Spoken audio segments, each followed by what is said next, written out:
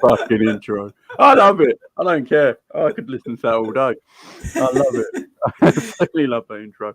I can use that again next year. I'm sure there'll be another Liverpool horror story next season as well. So I'll keep that again for next year. Big up to everyone. Happy Halloween to everyone as well. I hope you're having a good day and with your kids and everything. I hope everyone's good. And if you are over 20 years of age and you're trick-or-treating, give yourself a slap. Cav, how are you, my man? Yeah, doing well, thanks, Jeremy. Happy Halloween to you. Happy Halloween to the chat. Whatever people decide to do for Halloween, I don't even know. Unless you're partying, but then you'd do that at the weekend, wouldn't you? So on a Saturday night, I think if you haven't got kids, what do you do? I don't know. But happy Halloween anyway to people. Yeah, looking forward to the show. Looking forward to diving into these players of ours. Yeah, should be an interesting one. Should be an interesting one. Big up to everyone in chat. Bailey, Baz, how you doing? Ravi, Ash, everyone in the chat. Ricky, Tom, Gary, Jack. Big up to everyone in the chat. Big up, big up, big up to everybody. I hope you're all doing the toes, though. The toes. What toes? What toes you on about?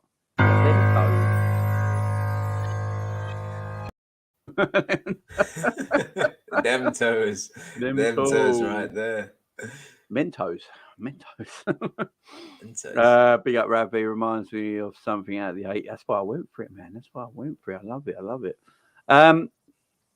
So yesterday, obviously, guys, great video. Thank you for everyone coming in yesterday. I've had loads of comments after the video as well. I appreciate all the love, guys. Thank you very much. It was a successful video yesterday. I appreciate it. We got a lot off our chest. Not everything, but we got a lot off our chest. We got more to talk about.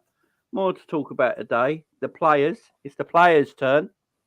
They're going to get the edge of their sword this time. But yeah, on the brief thing of no one who saw yesterday's video, please go back and watch it if you want to see my rant about FSG and Jurgen Klopp.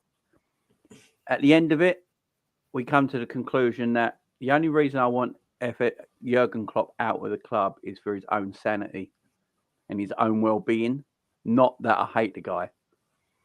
Yeah, everyone got a bit confused. But no, literally, you're still on that trail of thought? Literally, right? I love Jurgen Klopp. I want him to stay at the club. But if the owners don't treat him right, in my opinion, for his own sanity, he should leave, because I don't want him getting worse and worse and worse, and his legacy gets ruined. So for his own sanity. But if the club back him, actually give him money and back him a little bit and give him the opportunity, then I'm like, yeah, cool, stay. But yeah, my main things with the club, the ownership more than Klopp now. You know, yeah. Klopp's done things wrong. We can't pretend Klopp has done nothing wrong. He has been at fault for stuff. There's no doubt about it this season.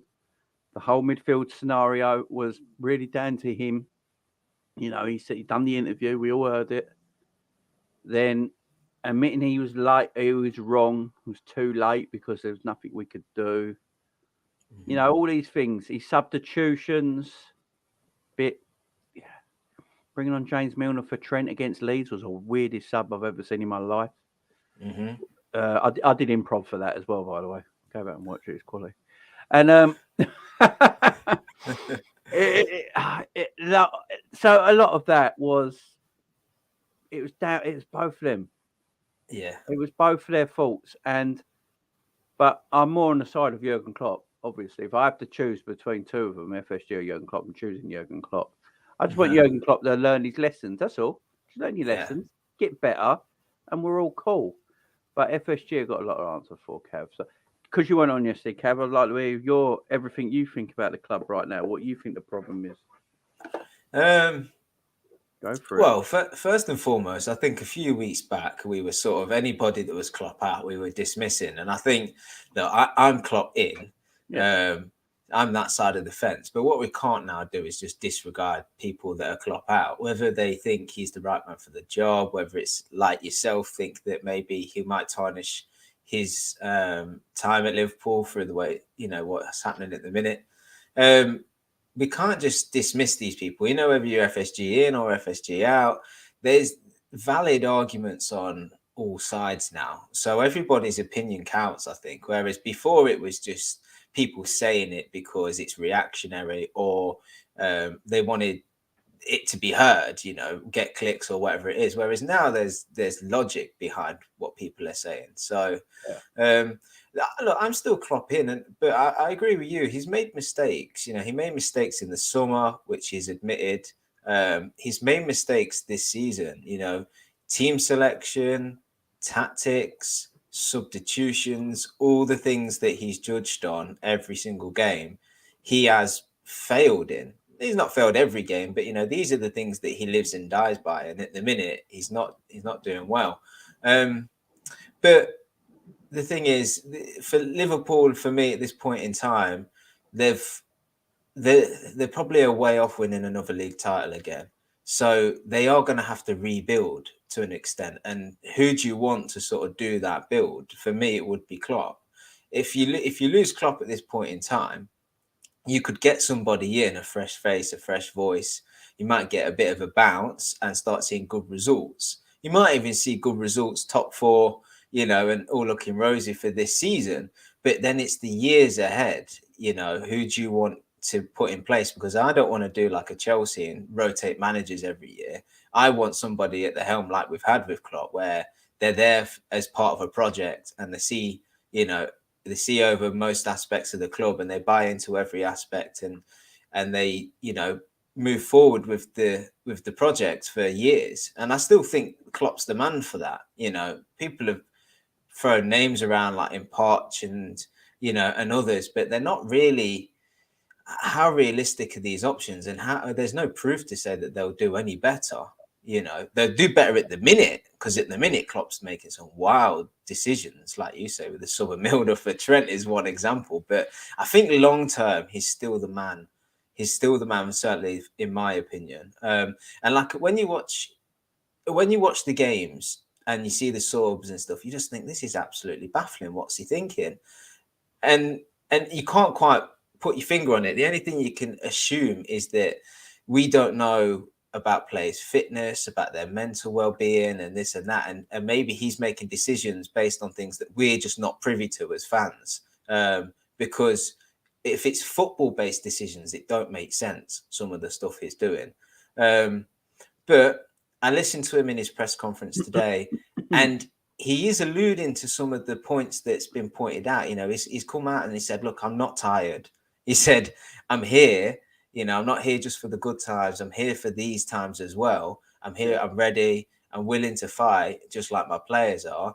And he sort of addresses points that reassure me that things aren't just happening and he's blinded to it. He's on board. He's aware of the situation. Like, he knows, he might not know right now what he needs to do to get out of it, but he knows it's not a good situation. He knows where the failures are. And the thing and that's the big thing for me, is that I need him to understand that, look, it's been awful. You know, players have been awful. There's been, yes, injuries, but some players are just letting him down, which we're going to come on to. And I need him to recognize that and just start being a bit brutal and start making changes, you know. But I still think he's the man for the job. So I'm still on the side of Klopp in. But like you say, you know, if we get to a point where in January he's not backed by FSG and he has to go with this squad, and it looks as though FSG aren't going to support him any more than he is now, then I might come around to your way of thinking, where I'm like, yeah, if we're going to, you know, slip down the ladder, so to speak, and struggle for top four every year, then I can see an argument whereby we do that with another manager, and we see the Klopp era as being golden, and you know, we only have good memories of him. I can see that logic, yeah. But you know, the aim this year is surely just got to be top four, and then whatever happens in the cups happen, don't they? You know, cup competitions, anything happens. So what we need to start to see from him now is like what our future is, what is our style, what are the type of players we're going to go for, and start to see, you know, this new team that he's going to build, because it is a rebuild. You know, let's not make any bones about it. You know, we can certainly get better. Players have been awful. Players can get better, results can get better, but I need to I want to see what we're going into. What do the next few years hold for us? And only he can do that. Him and his coaching team can show us that. So yeah, I remains agree. to be seen. No, I agree. Like the only reason I want Klopp to leave, as you say, if things get too bad, I don't want that to happen to him. I'll be like, no, you're gonna leave.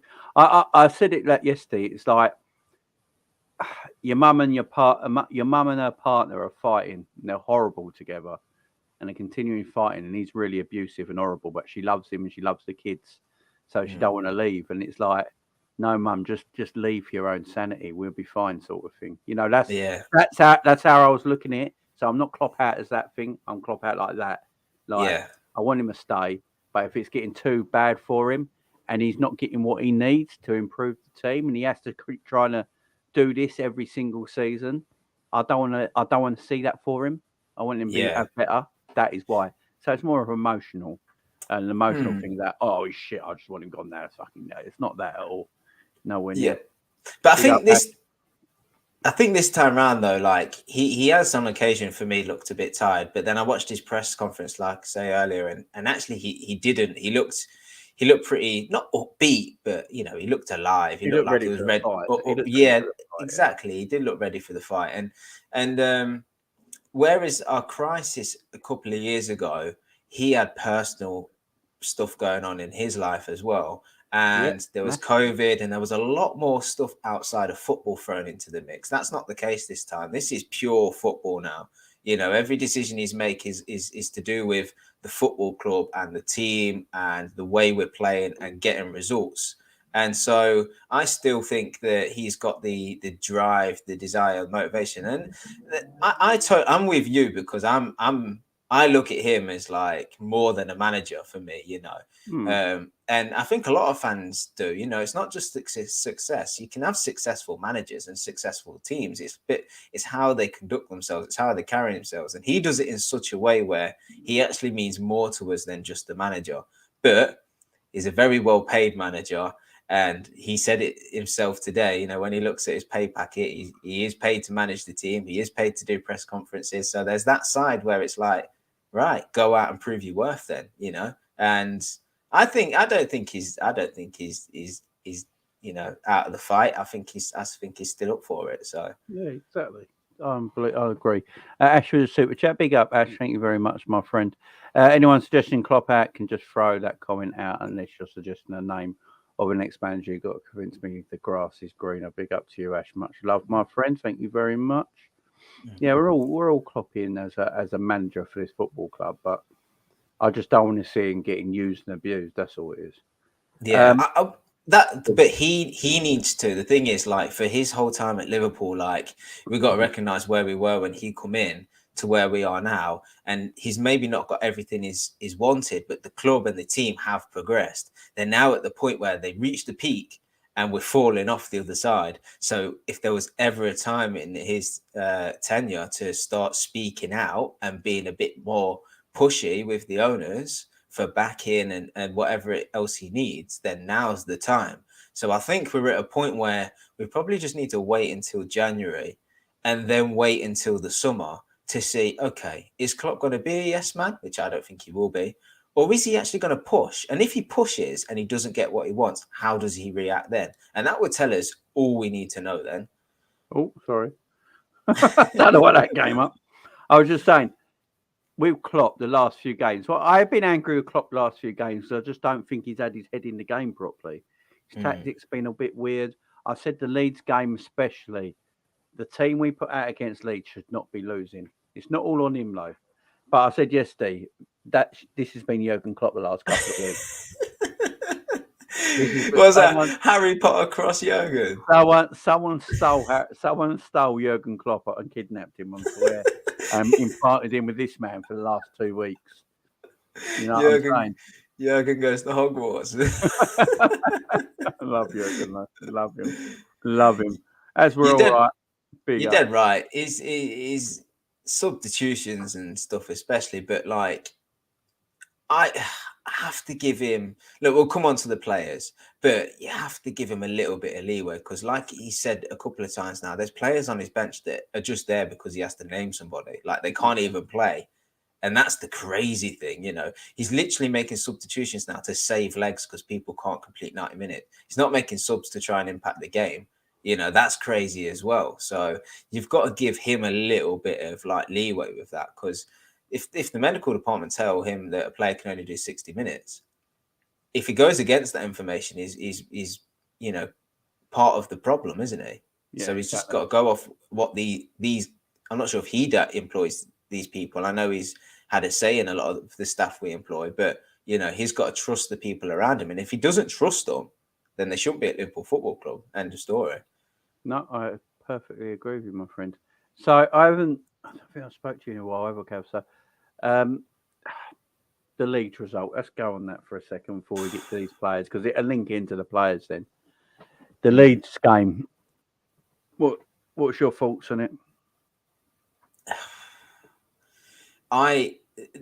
The most disheartening thing for me was that, you know, when teams come and they play a real low block and you think, oh, I'm struggling to create here. And you're like, okay, yeah.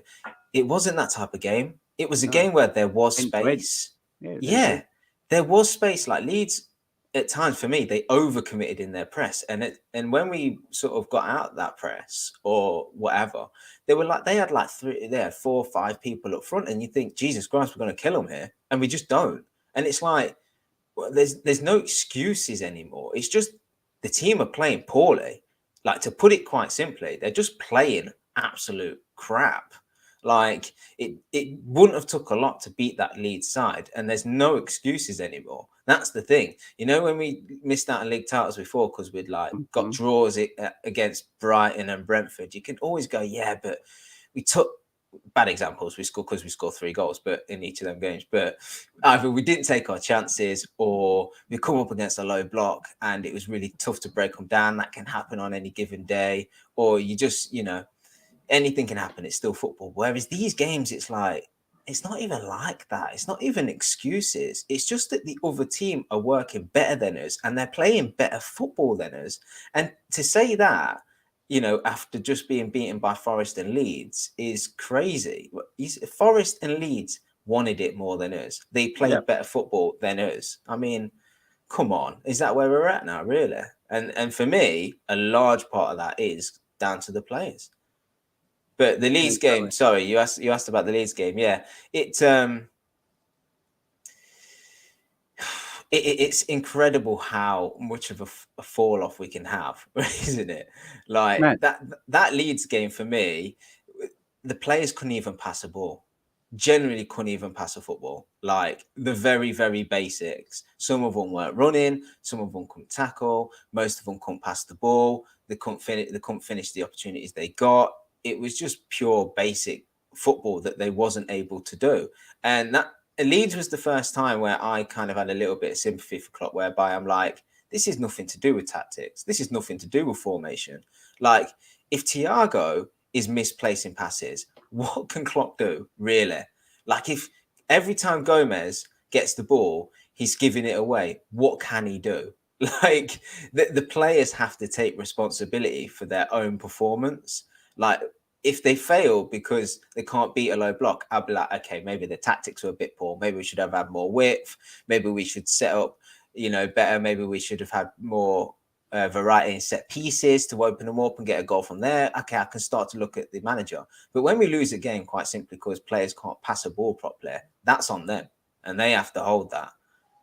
Yeah, I'm with you. I mean, it was just a damn mess, wasn't it? The game was a whole damn mess. The whole Leeds game. It was just.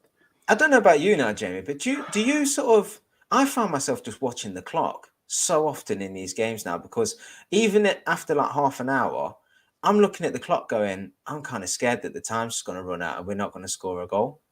Are you the same? I can't help but watch the clock now. Yeah, the game this team needs. They need an overhaul. We know this. Yeah, the team's fucked. It literally is. It literally is. We're relying on youngsters, and we're relying on young players like Elliott and Carvalho, and old players like Henderson and Milner, and that is the whole issue of our team right now. When you're relying on such a difference, like 33 to 35-year-olds and 18 and 19-year-olds, and you're not that you got that massive in between where there's nothing, then there's massive problems. There's huge problems. Yeah. Look, we're going to get into the players now, because these players for me have been getting away with murder. Absolute murder. Big up to everyone in the chat as well. Glad to see you all here, Neil. Patman, my man, how you doing? LFC Red Forever channel. Big up to you, my friend. Hope you're doing well.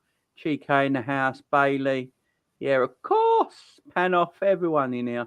Big up to everyone. Jack as well, my man. How you doing, Jack? Everyone in the house. Hope you're all doing well. And yeah, we're going to talk about these fucking players, because let's face it, they have been getting away with murder. We're all talking about the owners. We're all talking about Julian Ward, Michael Edwards, the physios, the doctors, not having a doctor. And then you got the players who time and time again are letting us down. Now, let's start with this one first. Let's start with this boy first. Right. What the hell has happened to Virgil van Dijk this season? I know he uses his aura, his smell, his aura, but he's gone for Fanzacci to, I don't know, he's using Avon aftershave now or something. The man's got no aura left. He used to, I don't know what he's defending like. The defending for that Leeds goal, their winner, was disgusting. It was like me defending. I want that Virgil back. That one in that kit right there, the Premier League winning Virgil. That was the best centre-back in the world by quite some way. That's not here no more. Cav and the chat. I don't know if it's ever coming back. I don't know if we ever see that old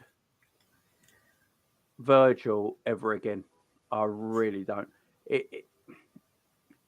I don't know if it's just right. There's two options here. One, the injury has caused Virgil not to be the same player as he was before, and that's fine. That injury was so bad, I wouldn't be surprised. Yeah, because age really ain't on his side either when he got the injury. If he got the injury when he was 24, maybe something like that, he's got years to still improve. But he's coming to an age where he's 30 now, so maybe that is the case. That's fine. We just got to deal with what it is. Or two, he's holding things back for the World Cup.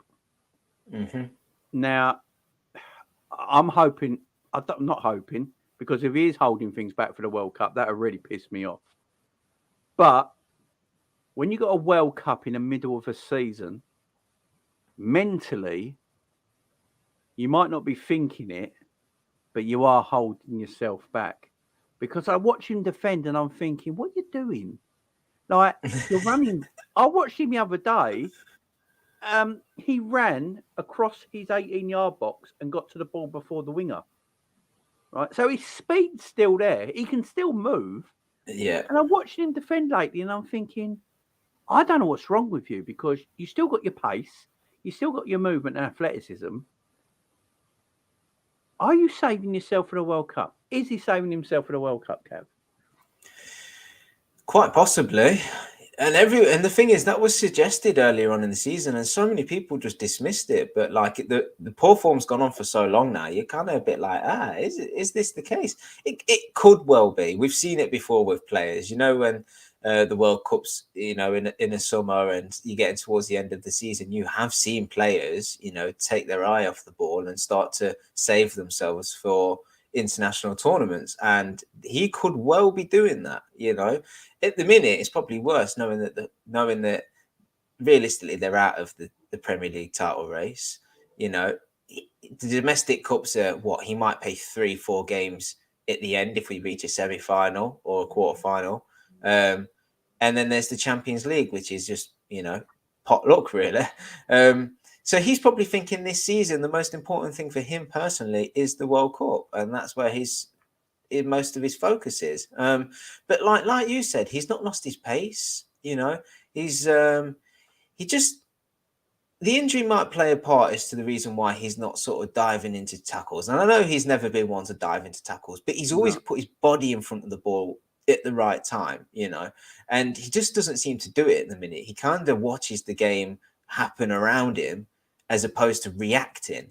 Yeah. And, you know, that's not something you can necessarily say he did before. So maybe that is part of the injury where he's thinking, so not subconsciously, but in them split second decisions, it's like, do I jump in or do I just, you know, am I hesitant? And where he'd jump in before, he's hesitant now. Doesn't really get in front of a lot of stuff that we think he should. But like, he's probably he's definitely being exposed more because of the team in front of him as well. So whereas before, like a lot of the chances that he was having to fend off, like someone would play a long ball over the back, he'd mop it up, you know, he'd then push the high line up. Someone would maybe break through and time the through ball right, and he would just use his pace and get across, or he would jockey somebody and make them make a decision, and he would like take the ball off of them. Whereas now, they're not the type of situations he's defending. He's defending situations where he's got like 2-3 people around him, or it's like a last ditch challenge in the box, or it's someone's trying to get a shot away, think to the Sancho goal, and he's just not throwing himself in front of it. So they're the things that he's being tested more and more on this season, and he's not doing well in that test. But he is, you know, he's not the highest paid player at the club, but he is probably the biggest in terms of what, you know, I'm not sure if he's still the highest transfer fee for a centre back. I think he probably is. No, Maguire is, isn't it? Maguire now, yeah. But he's still a big character. You know, we talk about the spine of this team, and it's him. You know, if you're going to win any league title, you need a solid defense, and you need like a Virgil type, a John Terry type. You know, that's the stature of the man at this club. So he has to recognize that his performances will affect everybody around him. He's part of the captain's core group. He has a role to play at this club, and it's a big role. And at the minute, he's just not there. You know. But I do feel sorry for him in the sense that he's being exposed, like the defense is being exposed more and more. Like, and so, but the thing is, like back at his time at Southampton and at Celtic and stuff, like he would have faced these challenges. I mean, these clubs aren't as good as Liverpool. They didn't play the same systems as Liverpool, so he would have had to be defensively sound back then. You know, so why isn't he doing it now? Okay, fair enough. The team's not playing as well, but you still need to hold your own. And at the minute, he's not. And I just wonder if maybe it is the injury, maybe it is the World Cup. I don't know, but he for me is like the leader at the back, and at the minute he's not leading anything. Like the other thing as well is how many corners have we taken that go towards him, and he doesn't get his head on anything. And that's the thing, he's not showing any aggression. You know, like you see that goal that Nunez scored in the Champions League, where he's like getting across this front man and he's making sure he's getting his header on it. Like Virgil never seems to do that, but he's the main target man from set pieces. So why isn't he showing that aggression in the box, thinking I'm bigger and I'm stronger than every other man in this box? My head's going on this. And that sort of sums him up for me. It's a bit like, if it comes towards me, I'll do what I can. If it's nowhere near me, well, nothing to do with me. And that's not the attitude I like. I'd prefer him, much like the other players, to be like, I don't care. I'm taking command of this situation. Like, I'm going to bully people here. And he's not bullying anybody at the minute. No, I agree. I mean, I know people in the chat are saying that, you know, there's other players that will be going to the World Cup, not like thinking and performing like that. And I get you. I'm just thinking that Virgil missed the Euros because of injury. Yeah. And he was desperately wanting to go to the Euros. I'm looking at Virgil's age at 30. The injury he's had, he'd be 34 when the next World Cup comes along. 34 going on 35. He might think this is my only World Cup now, and then another Euros, and that might mean me done for international tournaments. So if he is thinking out of the back of his mind, because what you're saying, Kev, is spot on. Like, he's not throwing himself at anything. He's not getting like stuck in, you know, like he used to. And you do that because You know you've had a serious injury. You missed the Euros because of it. This might be your last World Cup you're going to be able to go to. He doesn't want to miss it. And it's just in the back of his mind. And if he's thinking that, his body's not going to react in the right way. Yeah. So if you're thinking that, you're just going on the pitch thinking, right, I'll just coast these games. Let's get to the World Cup. Because it will show, if he has an amazing World Cup, and then it's like we watching the World Cup, we're watching the Netherlands playing like, well, that's old Virgil there, ain't it? I ain't going to be so pissed off. The thing is, though, Jamie, that's the key point. He won't know. He won't.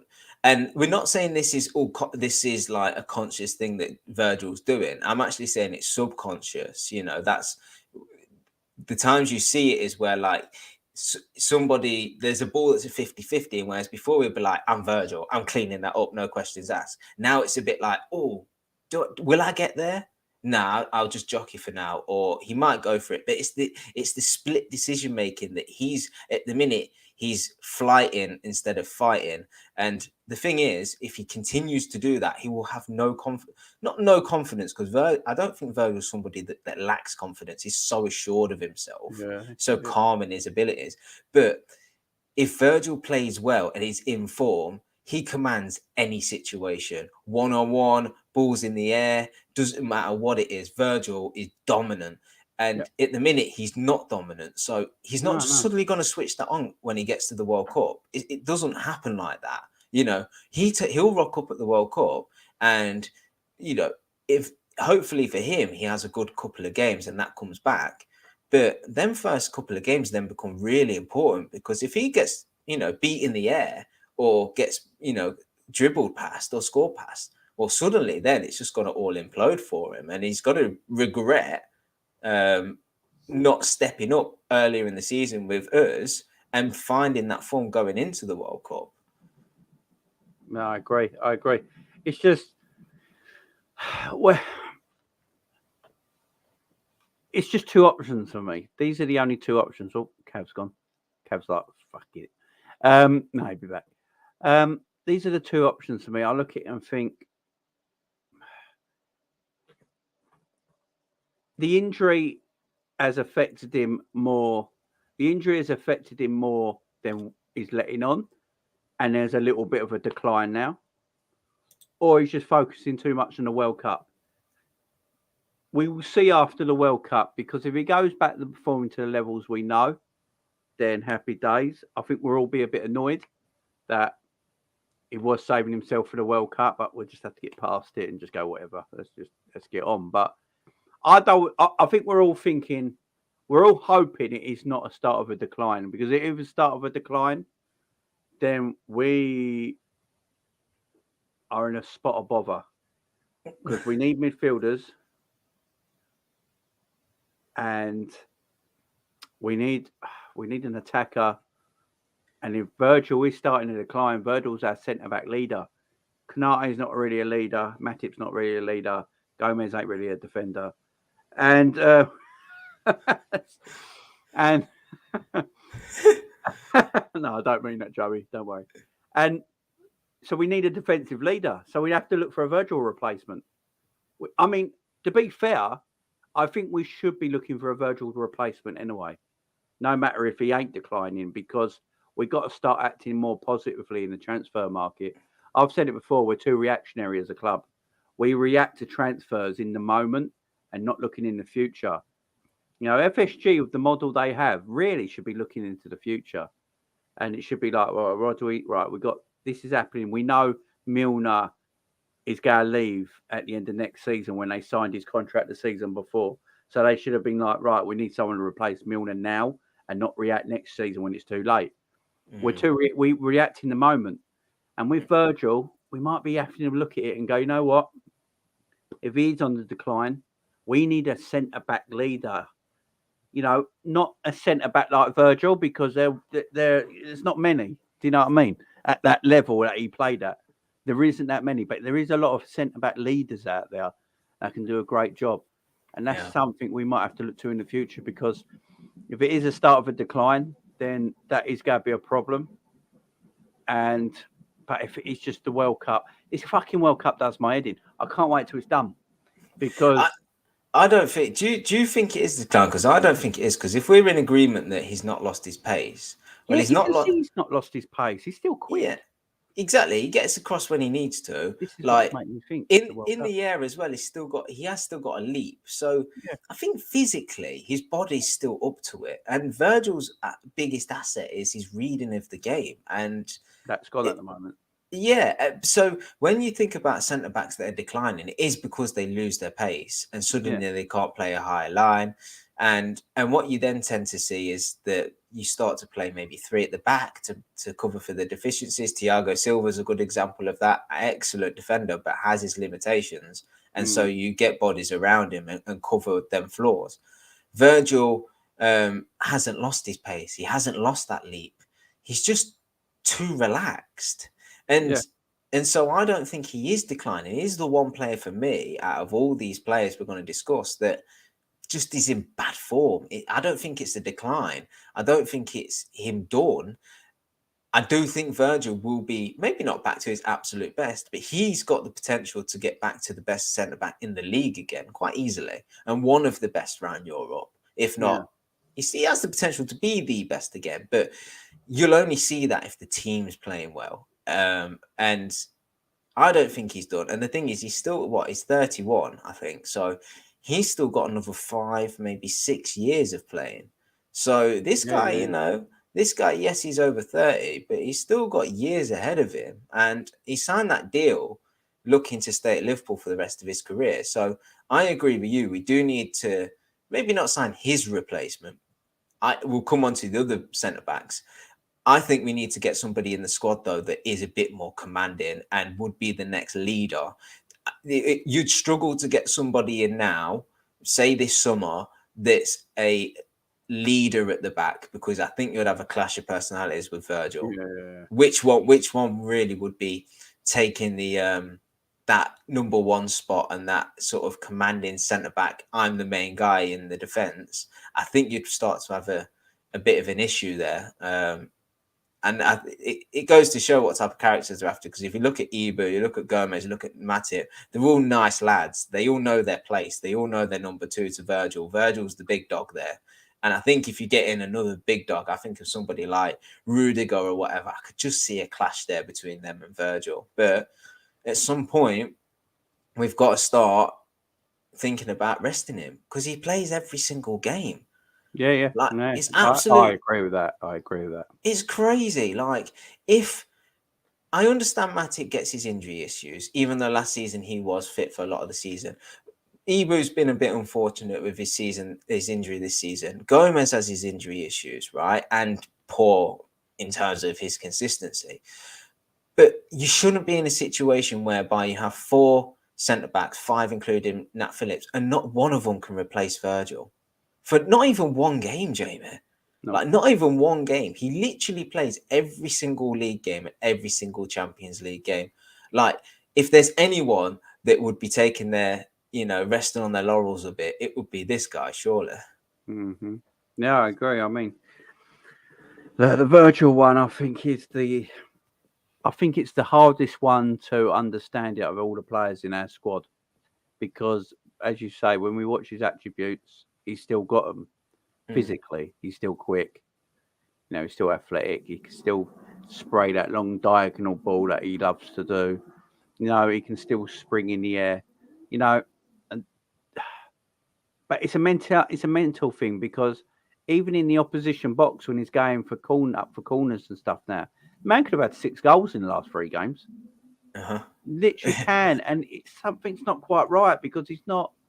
He's winning the headers. He's connecting and everything, but it's like passing. I was like, Verge.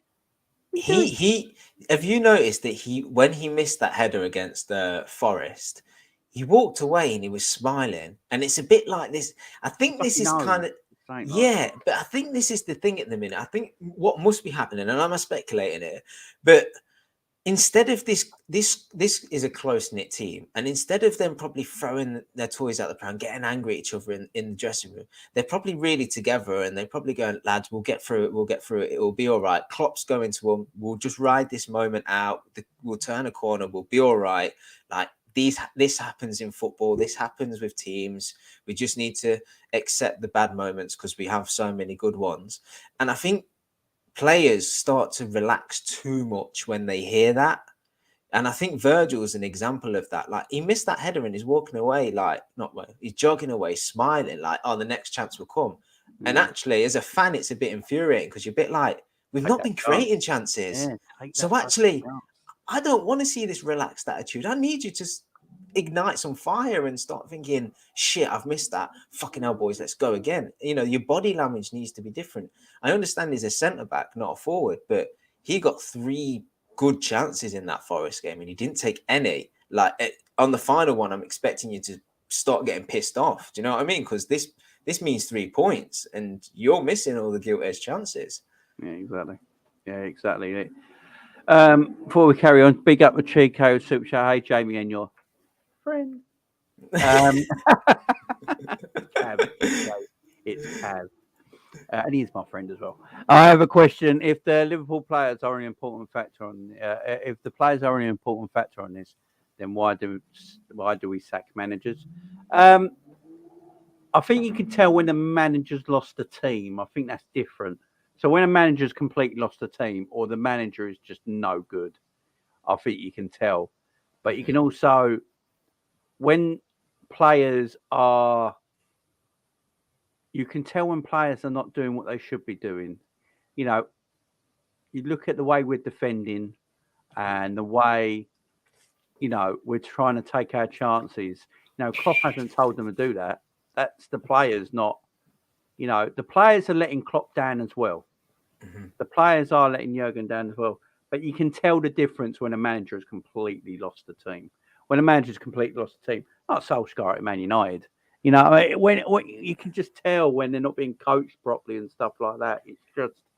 But thank you very much for the super chat, GK. I think the thing you want to look at as well is, like, look at the expectations of these clubs as well. Like, all the relegation sides, they have to stay up in the league. So if they've got a manager that's not doing it, they might just get rid of him just to get in a new manager bounce to keep him in the league. Then you look at the people that are looking to get in Europe. Well, if they've invested a lot of money into that man, you know, gave that manager a lot of money and invested into the team, and they're not getting into that European space, and let's not underestimate the money you get through being in Europe, then they might change it again, thinking, well, this manager's not doing it here.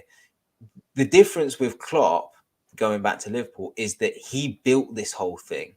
These are his players. This is his side, and he's won all the honours. And he's got us to so many like finals and within 1 point of leagues and stuff. So the evidence is there that this man can do it. Whereas when managers get sacked in the past, there's not really much evidence to say that they can do it. It's more hope. Whereas we have proof that this guy can do it. So that's why some people won't be questioning Klopp and whether we should sack him at the minute, as opposed to people are right. If these results were happening anywhere else, the manager probably would have got the job. But it's different at Liverpool because of the reasons I've just said. Yeah, exactly. Big up John Conway as well to super chat. It says the World Cup should be played in June, not in November. Yeah, I agree. My man. Facts. I do agree. It's just shit. Noah says Jamie weren't stuck in your bed sheets after beating City, and now you're crying again. Stop flip flopping, mate. I never flip flop.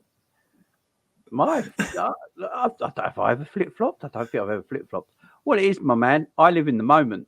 So when we beat City, I was all about the moment, but I still know in the back of my head that we still got a lot of issues. You know, I just live in the moment.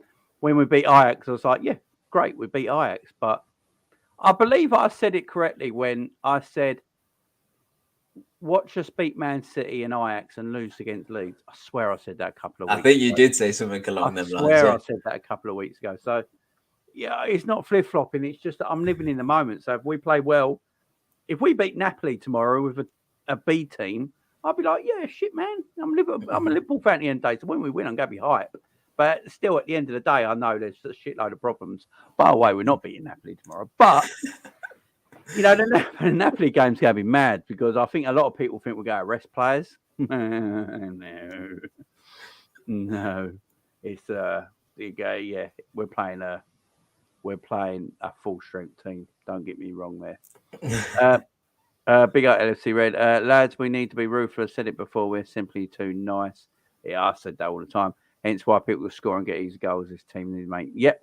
I've been saying it for ages. Bastard FC. That's what we need to become. You know what I mean? Bastard FC. Put the kids in and see.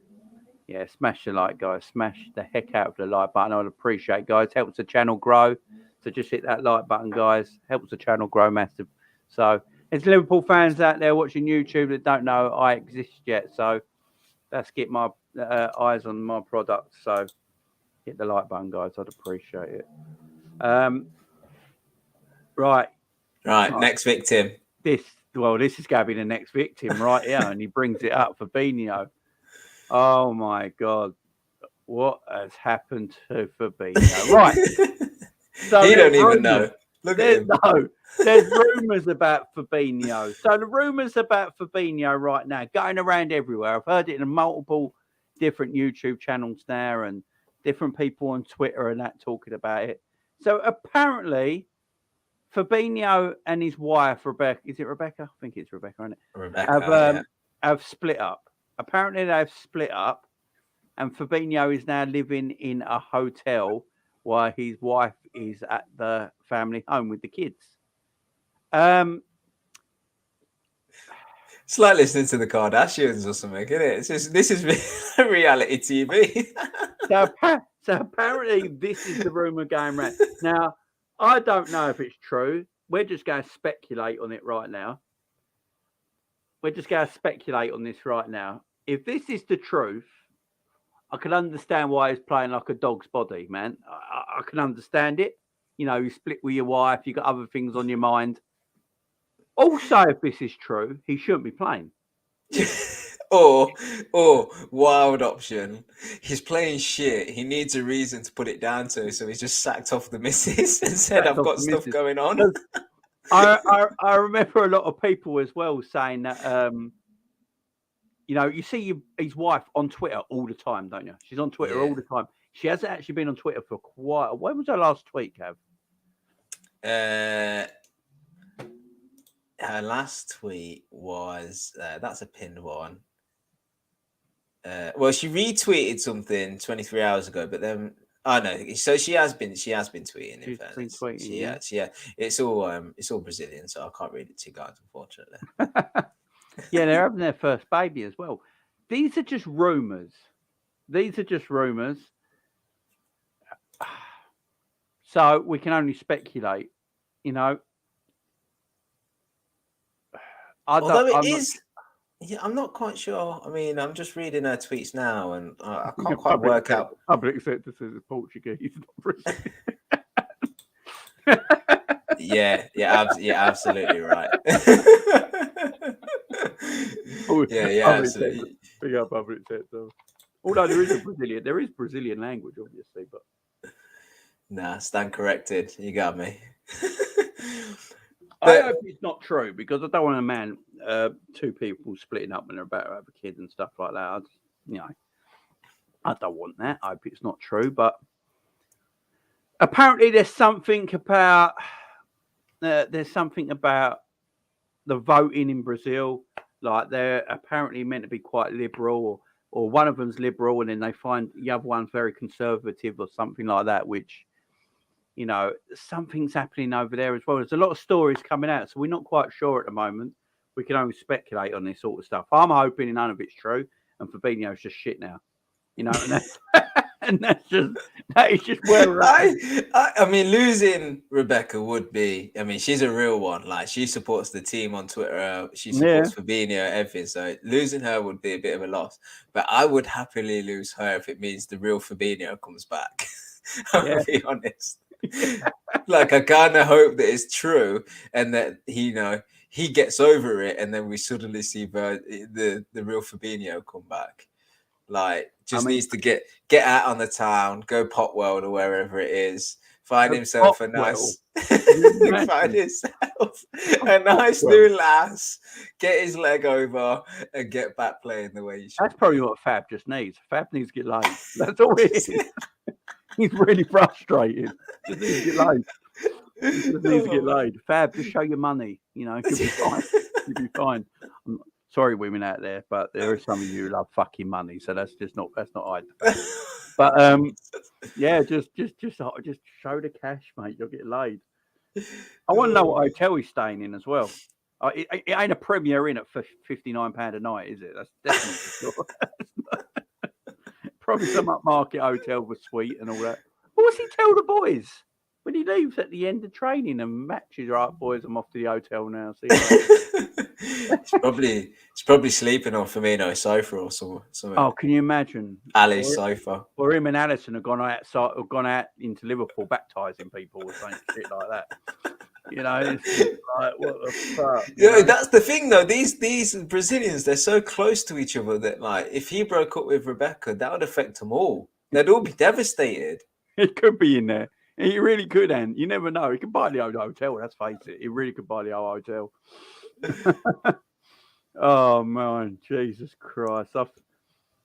Yeah, we sure he's Brazilian. Yeah, there's a lot of people saying his name's Kumar and he's from Kenya or something like that. Have you seen that? Oh, I've seen that. His doppelganger. Yeah, I've seen it. And there's other rumours. There's other rumours going around that Fabinho's lied about his age all this time. He's actually 33.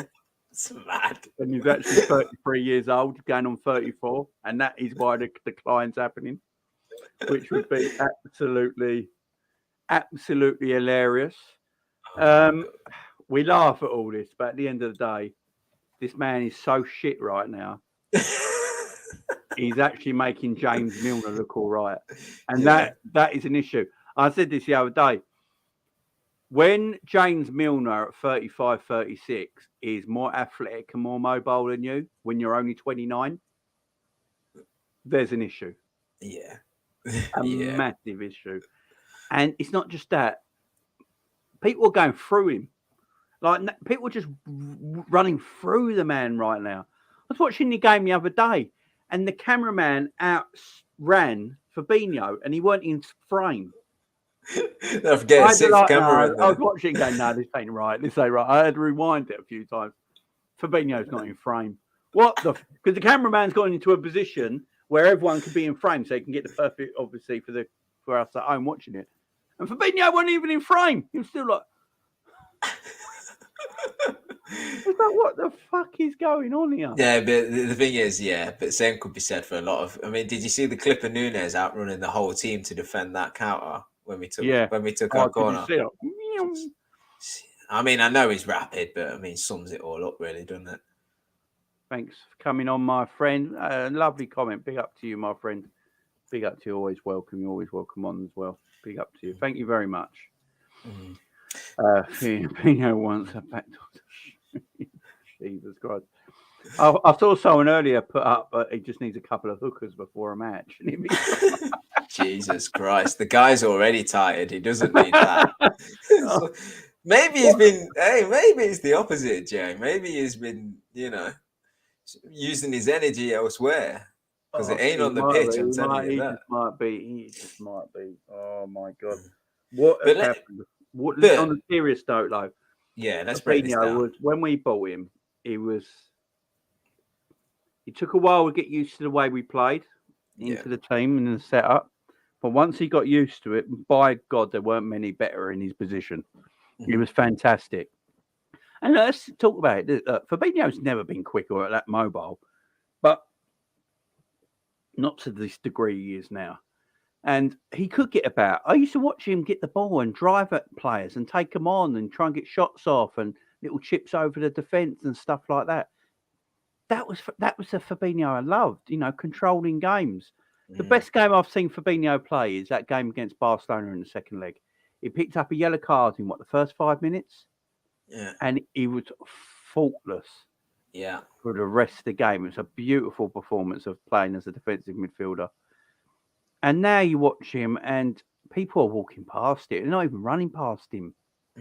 They're walking past him and he's our defensive midfielder. You're playing him in the base of in a DM, in a diamond 4-4-2 at the moment. Hendo and Thiago on either side or an Elliott. It's just not... I don't know what it is, Cav. If he has... Look, for me, if this is just a complete downfall of Fabinho at 29... 20. He only just turned 29 as well. This ain't an old man, and football-wise. Yeah, it's He effective. should actually be getting to his peak, not Yeah. digressing like he is now. Is it that he's played too much football and his legs are gone a little bit and he needs a proper long rest? A bit like Robbo had. Robbo's had quite a long rest. If you look at this season and last season in bits, he was in and out of the team a bit. In and out of the team this season. This year, he's been out for like 6 weeks till he's come back, and now he looks fantastic. Does Fabinho need that? But I'd caveat and say that Fabinho had the whole summer off. Yeah, that's true. What is it with him? What are we looking at? Do we need to replace him next season? Is it a fact we need to replace him? There's an easy answer to that question, and it's yes, we do need to replace him. His confidence is shot, absolutely shot, right? And I'll tell you one thing that sums it up to me, and this probably won't stand out to a lot of people watching the game, but it stands out to me because I have one lad that does it when I play football, and it infuriates me. In one moment, he picked up the ball off Virgil, and he literally jogged towards Trent and played him a 5-yard pass right in front of him. And Trent literally, by doing that and running up to him and playing not just receiving the ball, one touch at his feet, play it across the pitch. He literally jogged up to him and passed him about 3 yards away. And Trent, what happens then is the whole defense, Leeds defense, push up the pitch and they move over with the ball. And so then suddenly the forward is close to Fabinho and the winger is close to Trent. The only thing he can do is pass backwards. But that sums it up for me, is that he doesn't have any confidence to turn and play a ball. He's hanging on to it for too long. You know, he doesn't have confidence to just. I watch clips of him, and I know highlights are always bad things to watch to judge a player, but I watched some of these clips of him before, and when he's in possession of the ball, he was actually like receiving it on the turn, already knew what his next pass was going to be, would spread the ball out wide, would clip one over the top. He doesn't do any of that. His confidence in passing is completely shot, right? But then you go on to what he's in the role to do. What's the importance of a 6? And it is then defensive duties. It's covering or shielding that back four. And he was so aggressive. Like, he would snap into challenges. Like, he would always, the press would be good and the triggers would be better in the press, so that he could just be within 2 or 3 yards of where the ball is, and he would snap in and win that ball and then quickly play it off again. That's what he was brilliant at.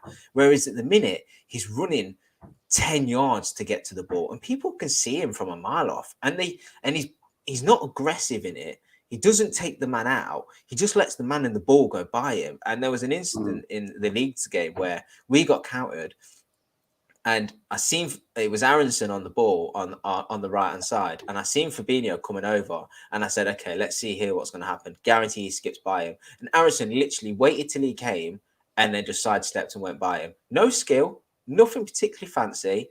Just could see him coming from a mile off, and then just ran around him. I mean, that's going to happen in the Premier League because the players are that good, the standards that high, and he's just not. He's not doing anything right at the minute. His challenges are poor. If he challenges, they're poor. He's not challenging when he should. He's not breaking up play when he should. He's not passing well.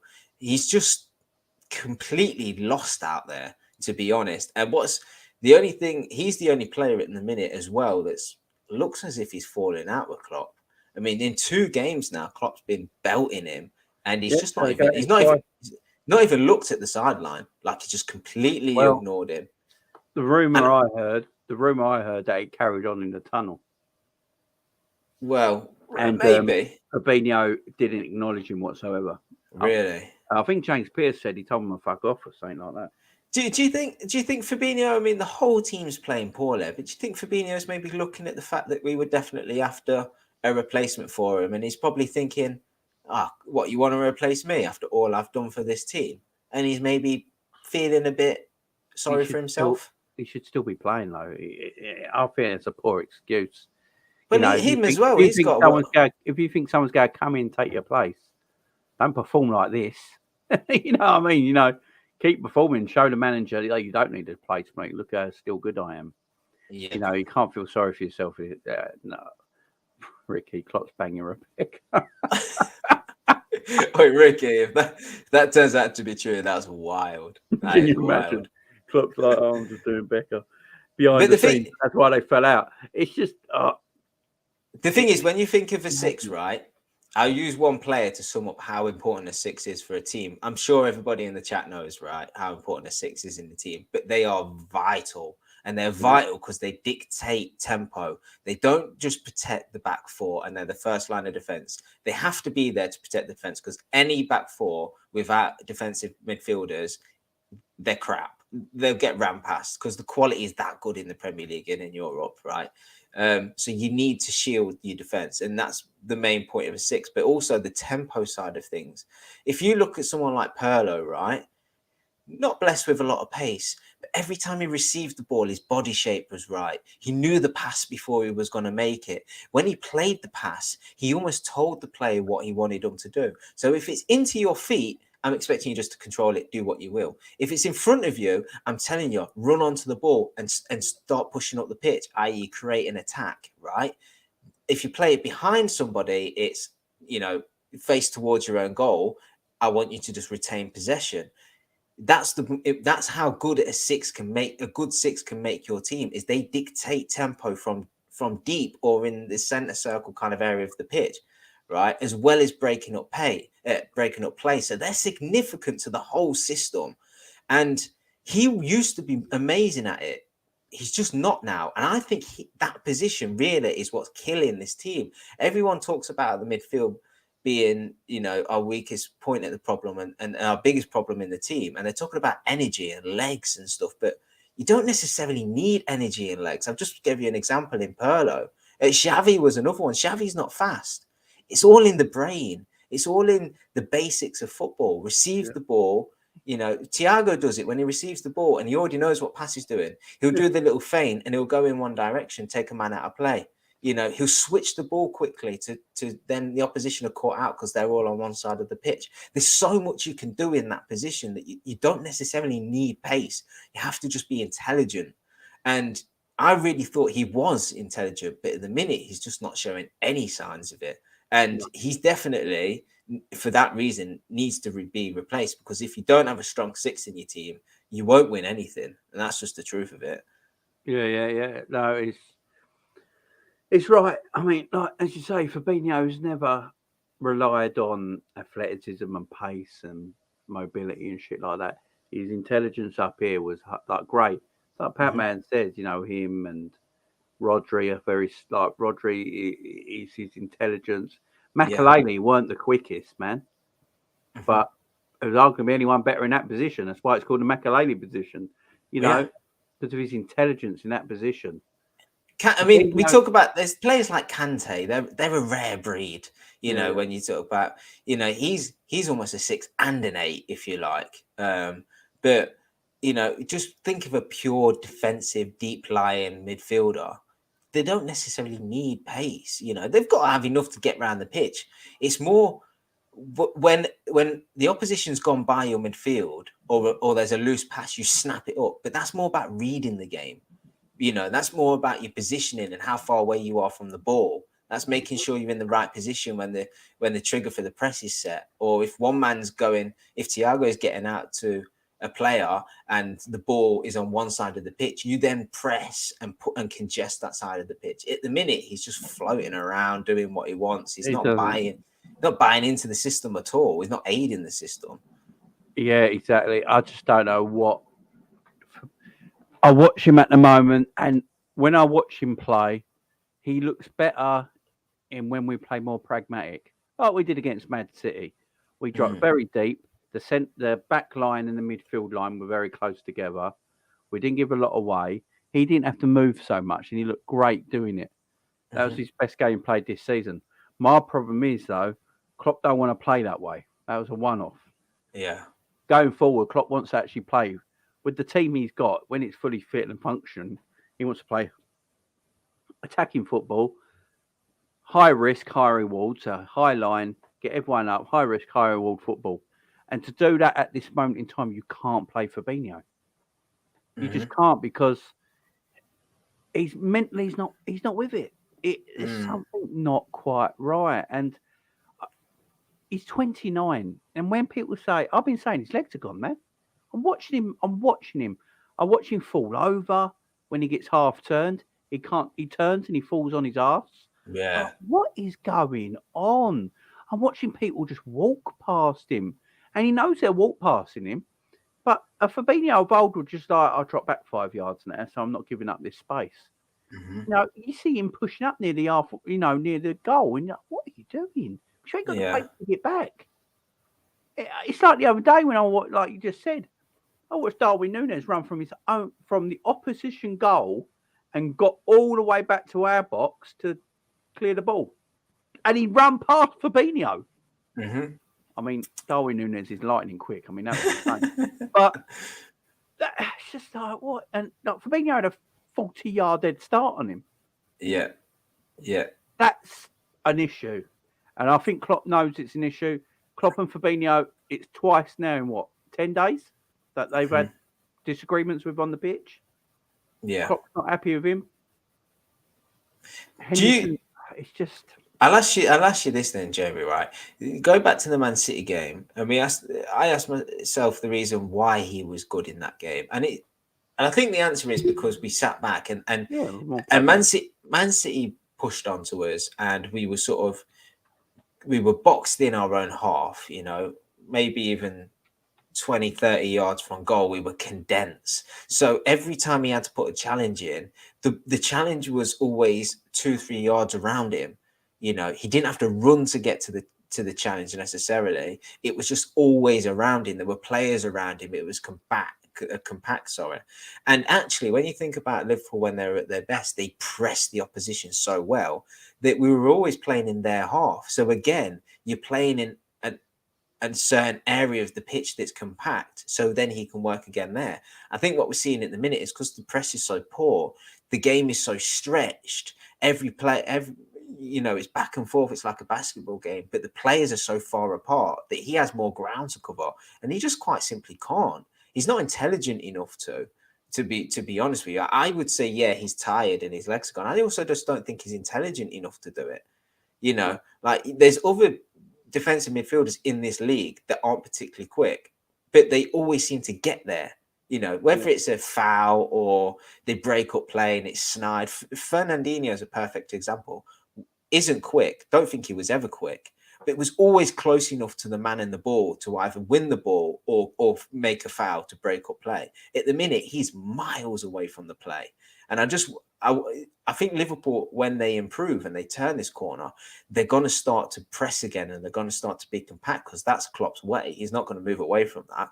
Doesn't matter what formation he goes with. Will Fabinho get better when the team's better? I don't know. But then it begs the question, there are games where you're going to be stretched and you're going to be expected to run back in moments in the game. And if you can't do that, then that's a massive liability. So what's the hope for him, really? Exactly. It's the thing, like people were saying about Sangara, and like Wayne said, Sangara is even as slow as Fab. The thing is, I'm not actually worried about the pace. If you've got, it's like Pac-Man says, Fernandinho was slow as shit, but his positional awareness was excellent. Exactly. If his positional awareness is, if Sangara's positional awareness at this moment in time is far, far better than Fabinho's, then the pace bit of it don't really matter. Look, I look at Arsenal right now, yeah? Arsenal look a far better team when Thomas Partey's playing for them. It's just a fact. We can all laugh about Thomas Partey and all that, but the fact is this season, Arsenal look a far better team when he plays. He's their defensive midfielder. He's their rock. And because he's there, Xhaka's playing better, the team random playing better. Every team that wants to win something needs a quality number 6. It's just the way football is now. Look, even with what Guardiola does at Man City, Rodri plays, then you got De Bruyne and Gundogan and, Bernardo Silva doing everything they do special. But their number 6 plays. He has to. Yeah. You have to have a quality number 6. Look at Barcelona.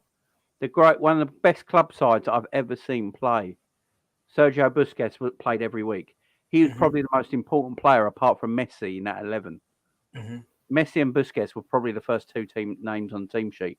You know, Xavi and Iniesta get always all the credit, all the reward, but they wouldn't have been as good without Sergio Busquets in that defensive midfield. You need a quality six. Our number 6 at the moment is not quality. It's as simple as that.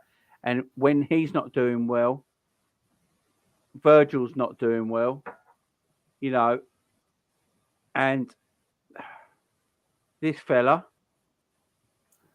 Joe Gomez, is coming back into the team this season. Let's talk about Joe Gomez. Joe Gomez, for me, I've said it for a while now, when he plays centre-back, he doesn't concentrate enough. I've said this a lot now. I think he looks for Van Dijk to bail him out a heck of a lot. Because he's playing next to Virgil. He's like, right, if Virgil will help me out, he'll dig me out of trouble. He doesn't concentrate enough. When I watch Joe Gomez play at right back, because he knows he's not got a centre-back partner next to him like a Virgil, in that back two to help him out, he has to be full concentration.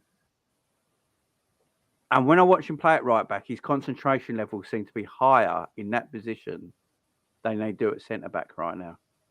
He's costing us points. Let's face it. Let's not beat around the bush here.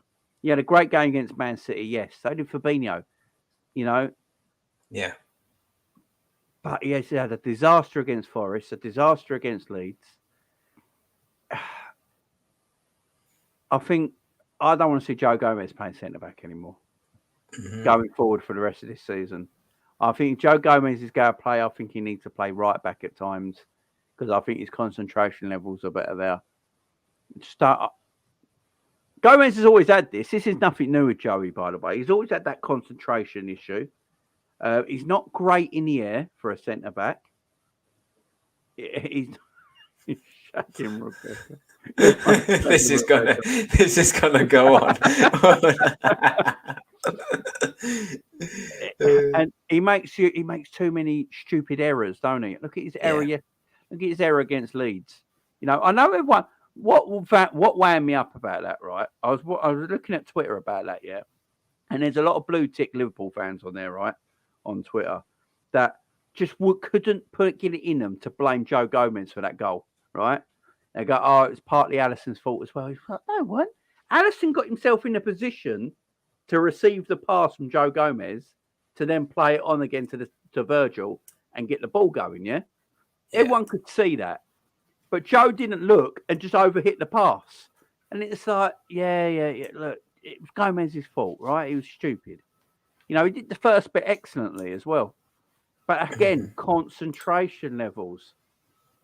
It's just concentration levels from Joey again. And if he's playing centre-half with a Virgil at the moment who's not playing the top of his game and a Fabinho that's in front of him as a defensive midfielder, it's no coincidence why we are where we are right now. Yeah. And with Gomez, I don't know about you, Kev. I just feel like concentration levels for him are better at right back than at centre back. And if Ibu is fit and ready to go now, and Matip's not too far away, I'm done with Joe Gomez at centre back. Yeah, and in fairness to you, I think we said this a few weeks back after he played right back, and he played well at right back, and I certainly thought at the time that I was like, that's his position now for me. He's a right back. He's defensively quite sound at right back. And going forward, he can put a decent ball in. I mean, don't rely on it all the time. He's not Trent levels of playmaking, but good enough, And that was partly because he played well at right back and partly because he is inconsistent at centre back. That's who he is. Like, honestly, guys, we think this guy is so much better than he actually is. He had one good season in 1920 where he played 28 games and we won the league title. And he was good that season. Give him his credit. He's not been good since. He's good in moments. He's good in one game and then has 2-3 bad games. And then is good in one game and then is injured. The reason he only gets the amount of he gets these blighs from people and no one wants to blame him because he's always injured. Like, he's always coming back from injury. and he'll come back from injury and have one good game and one bad game, and everyone's like, yeah, the good game is what we'll concentrate on, but the bad game's like, yeah, but he's just trying to find form again. Well, I don't care. I feel sorry for him that he does get injured. It gets injured, right, and he has to always keep constantly coming back. But if he's not going to come back and play well and hit the ground running and be fit, then I don't want you at this club. Like, I'm a bit past now using the excuse of, it's because they're injured. They've got to find fitness. They've got to find form. Being fit is part of the job.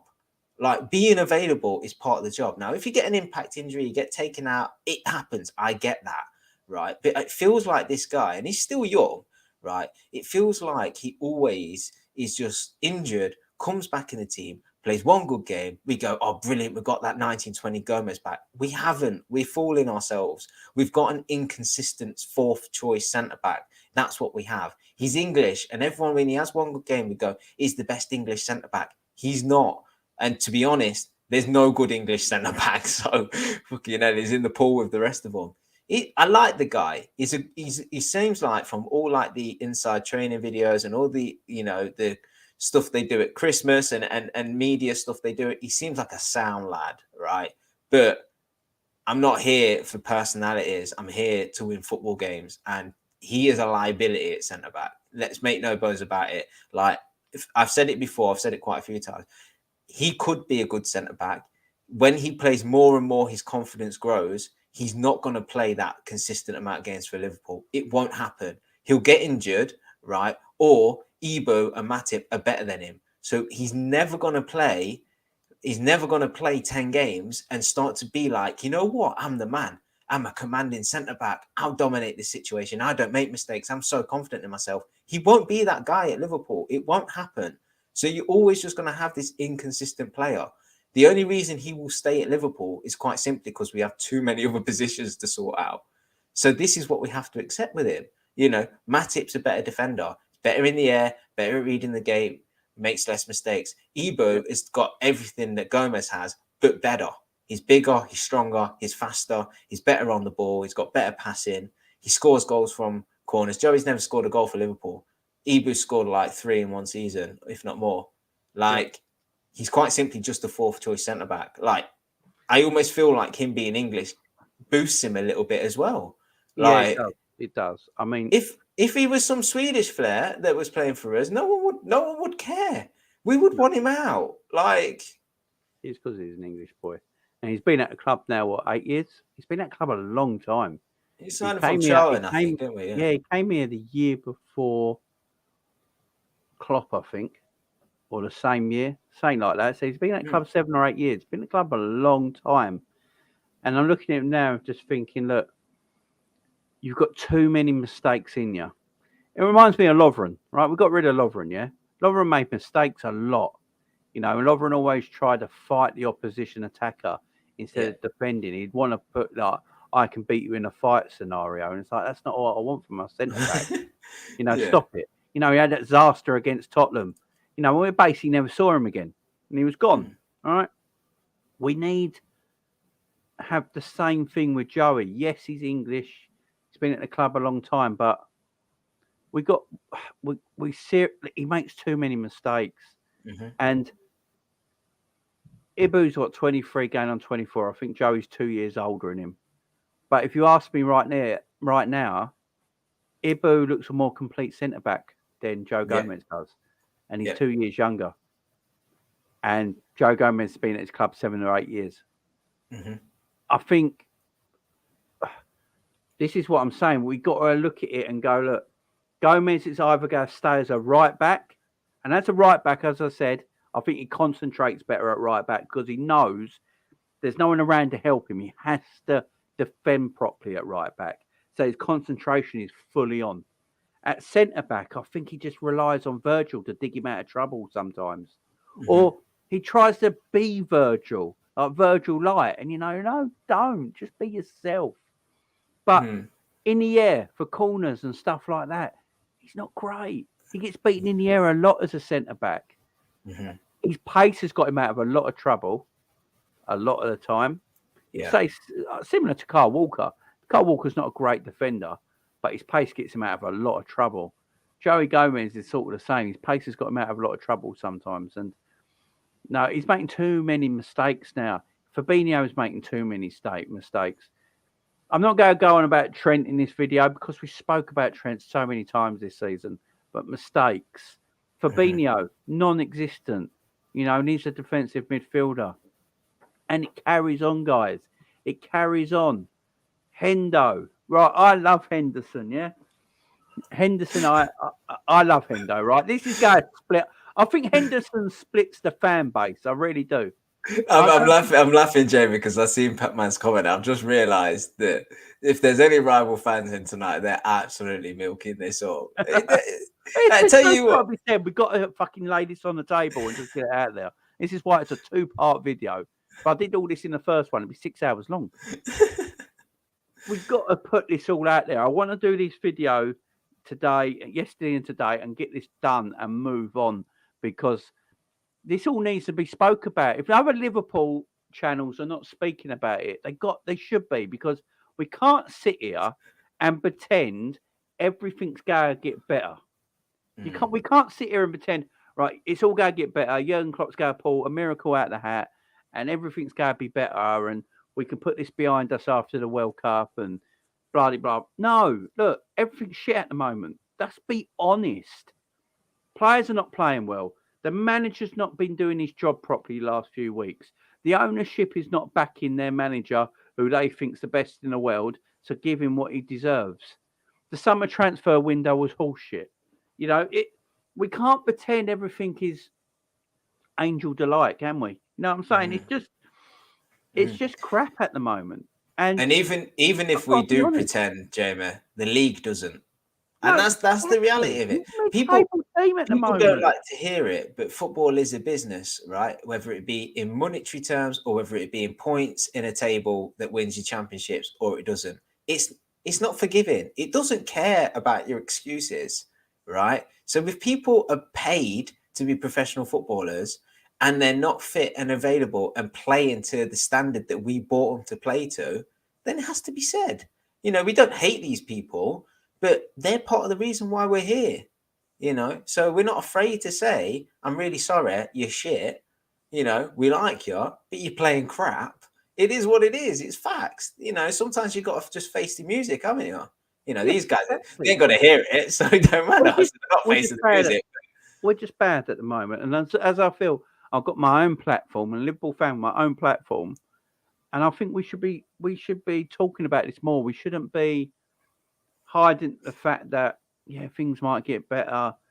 Klopp has been bad. Let's just admit it. I love Jurgen Klopp, but some of his decisions and what he's doing at the moment, it's not been good. His tactical stuff, what he's doing on the pitch in training, and his substitutions, and some things they're off. Like I keep saying, the team that played against Leeds on Saturday had no right losing that game.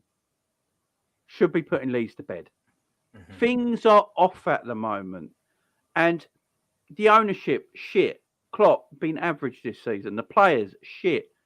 Let's not sit here and pretend as Liverpool fans, right, things are going to get better and better. Maybe they're not. Maybe we just need to look at it properly and go, look, I'm always going to support Liverpool till the day I die. It doesn't matter what they become. I'll still do a Liverpool channel, but I'll be truthful. I'm not going to sit here and lie to people and say, it's all going to be good, guys. Don't worry. Klopp and the ownership have got this in hand. We're going to go from here to there. And at this moment in time, guys, if we carry on the points that we've got so far, and this continues to the end of the season, we only finish on 51 points from a team that had 90 odd last season. We won't get relegated though. That's the good news. That's a 50-point drop. A 50-point drop. We need a huge upgrade in this team. I'd say huge. I don't know if it's huge, but look, Hendo. Let's talk about Hendo. Hendo splits opinion from Liverpool fans. Yeah, I love Jordan Henderson as a captain.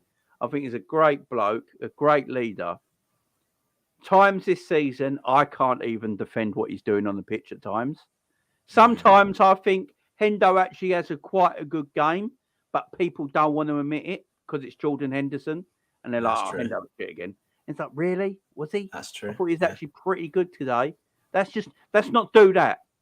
I'm not going to be one of them people. If I see a player's had a good game, even if I don't rate that player, and I've seen he's had a good game, I'm going to admit he's had a good game. I'm not going to be one of them people who go, I've got a thing for him. I can't stand him. So even if he's been good, I'm going to be like, well, he only did this and that, and the rest of the game was shit. It's like, no, don't do that. He's been decent. But Hendo this season has been so in and out, it's mad. So the game against Ajax, I thought Hendo was excellent again against Ajax. Then he got his obviously hit on the knee. I think we actually missed Hendo starting the game against Leeds. I literally do. But this is where I'm going to come with Hendo.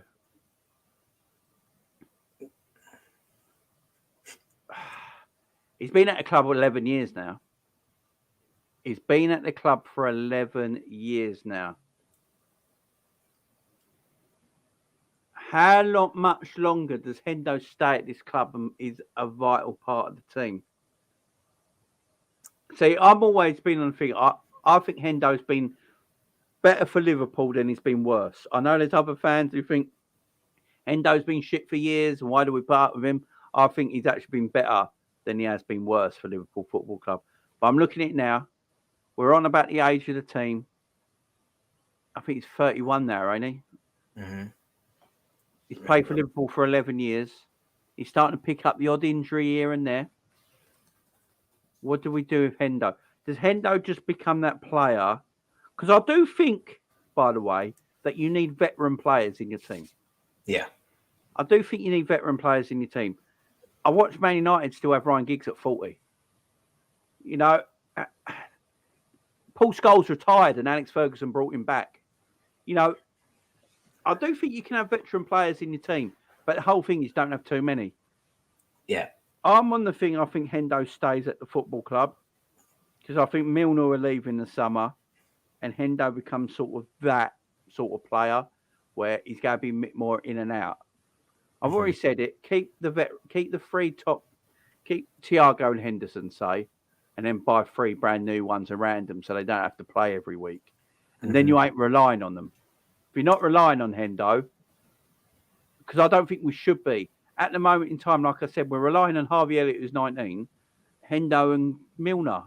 That shouldn't be the case. Yeah.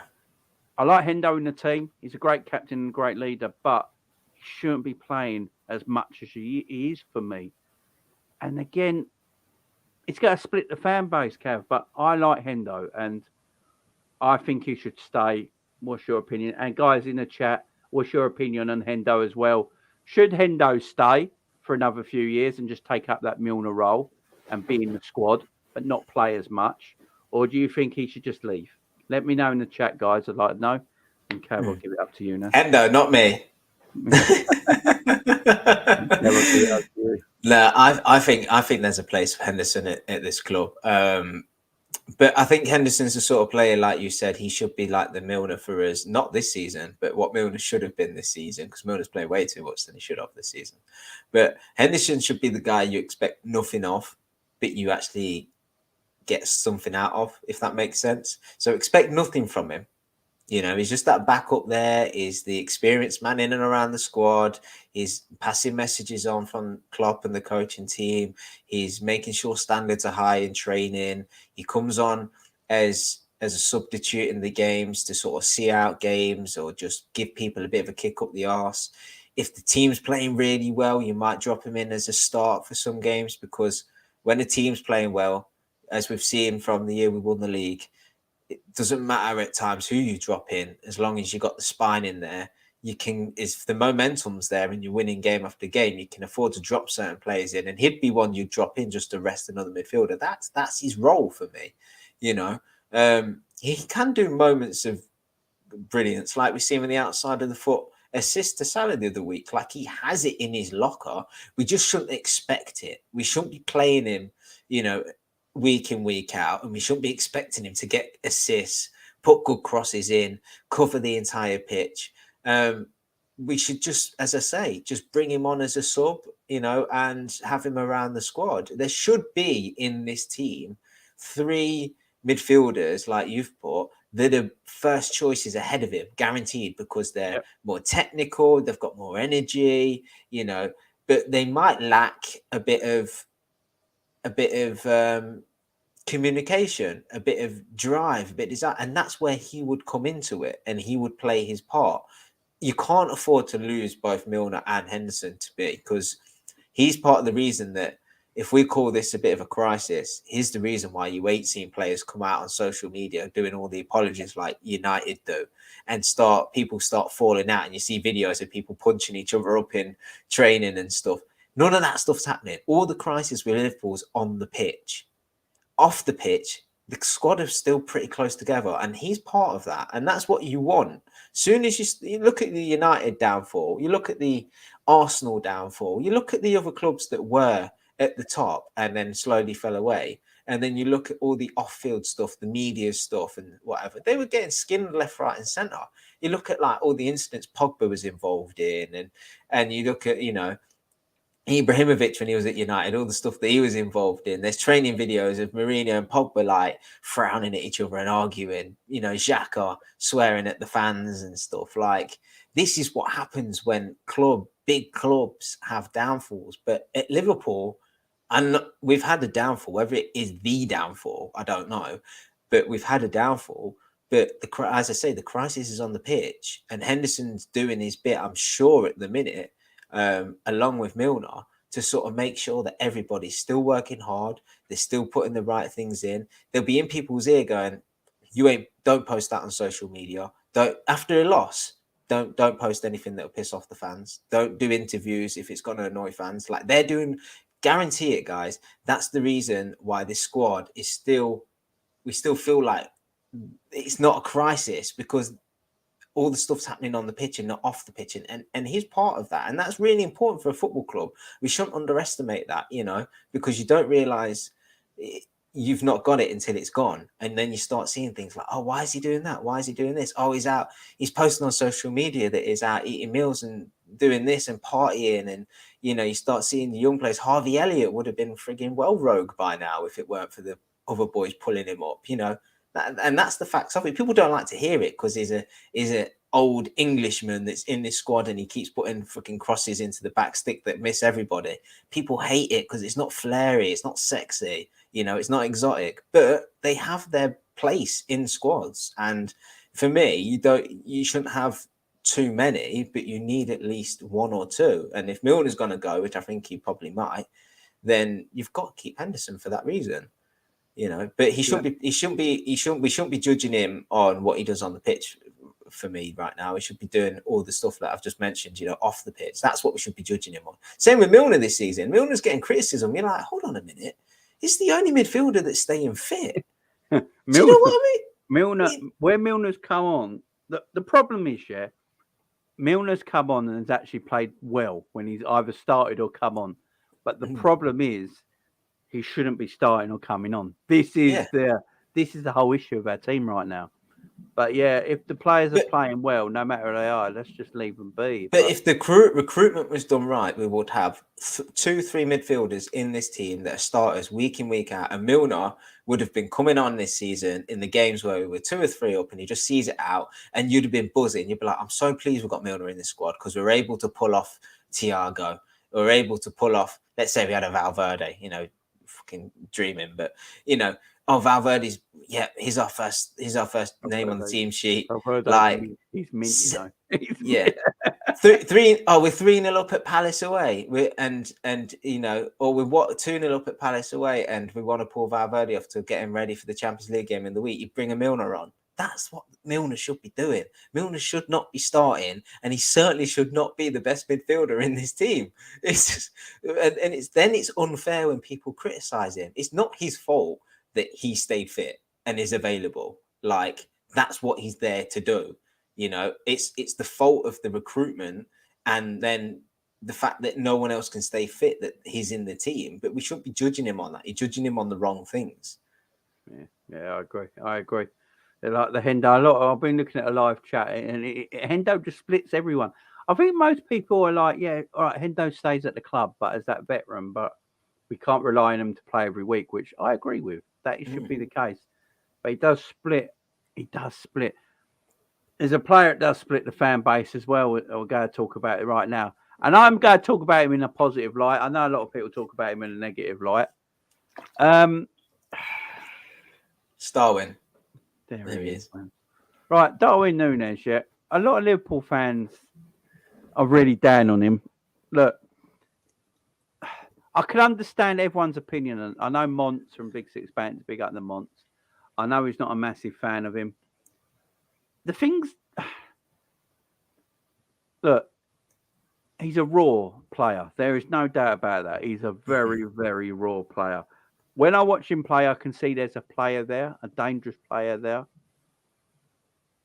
I know a lot of people are saying the chance he had with the one-on-one against the Leeds goalkeeper the other day. Personally, I think that was a very good save. I think he did about everything he could do. He lifted it up, tried to pull it in. I just think it was a very good save. I think the keeper got there before Darwin, to be fair, and saved it well. Because if we're moaning at Darwin missing that, then what we rate Ali doing on one-on-one saves, we have to take away, surely, because then that's true. That's a good point. Everyone should be scoring. So I think Darwin can't do... The problem for Darwin Nunez this season is that we let Mane go and Darwin came in. Firstly, everyone's going to be like, Mane is exceptional. This ain't the right sort of player coming in for Mane. But because no one's thinking that actually Luis Diaz was Mane's replacement, but no one wants to admit that. Everyone thinks it was Darwin. All right? And then, obviously, Haaland goes to Man City in the same summer, and you're comparing apples and oranges, aren't you? It's not fair. You know, they're totally two different footballers. One's like an android, let's face it, and one's Darwin Nunez, you know? And we got to be fair to him. I think at the moment, because of the attacking options we have, he has to start games. I think with Darwin Nunez this season, I think the whole thing he was bought for was for the future, for the years to come, because Klopp's already spoken about he needs to redo this attack, this forward line. And if you think about it, if Bobby Firmino leaves for free at the end of the season, Salah's the only one left. So, you know, Origi's gone, Bobby's gone, Mane's gone. So it's for the future. You got your Luis Diaz's, your Jotas, your Darwins with your Salah. Yeah. I think the whole point for Darwin this season is meant to be an impact player. Learning the way Liverpool play, learning his craft as well, because he is very raw and very green at the same time. Learning, you know, the way that we play, learning English for one, because as he said in his interview, he said he doesn't understand what Klopp wants him to do. Yeah. So learning all that and being an impact player, because when I watch him at the moment, when he comes off, I think he is an impact player. He has got that impactness about him. He's got that pace. He's got strength. You know, he's brilliant to come off with 20 minutes left to go in games, 30 minutes left to go in games. And I think if that was his role this season, going into next season where he'll eventually be a first teamer because Bobby's leaving and things like that, and he knows the way of the team, and he's learning his trade a bit better. He's learning English. He's got Luis Diaz. He's working out with him and Jota and so forth. I think it'll be fine and no one will be on his case. But the problem is he's got to start. He's starting games. And when you're starting games and you're not looking great, you know, it's not helping him. It's not helping him. I mean, his goals, you know, he's got 6 or 7 goals so far. See, I don't agree with that, Jay. You don't pay potentially 100 million for impact. He's got to start. Not in his first season. Remember, guys, when you buy a footballer, they don't have to have immediate impact. You know, what you buy a player for is over their contract. So over their contract is when you want to see, you know, when Didier Drogba first came to England, he looked shocking. When Henry first came to England, he looked shocking. And then the following season, they looked amazing. And then no one remembers their first season. You know, no one looks back at that.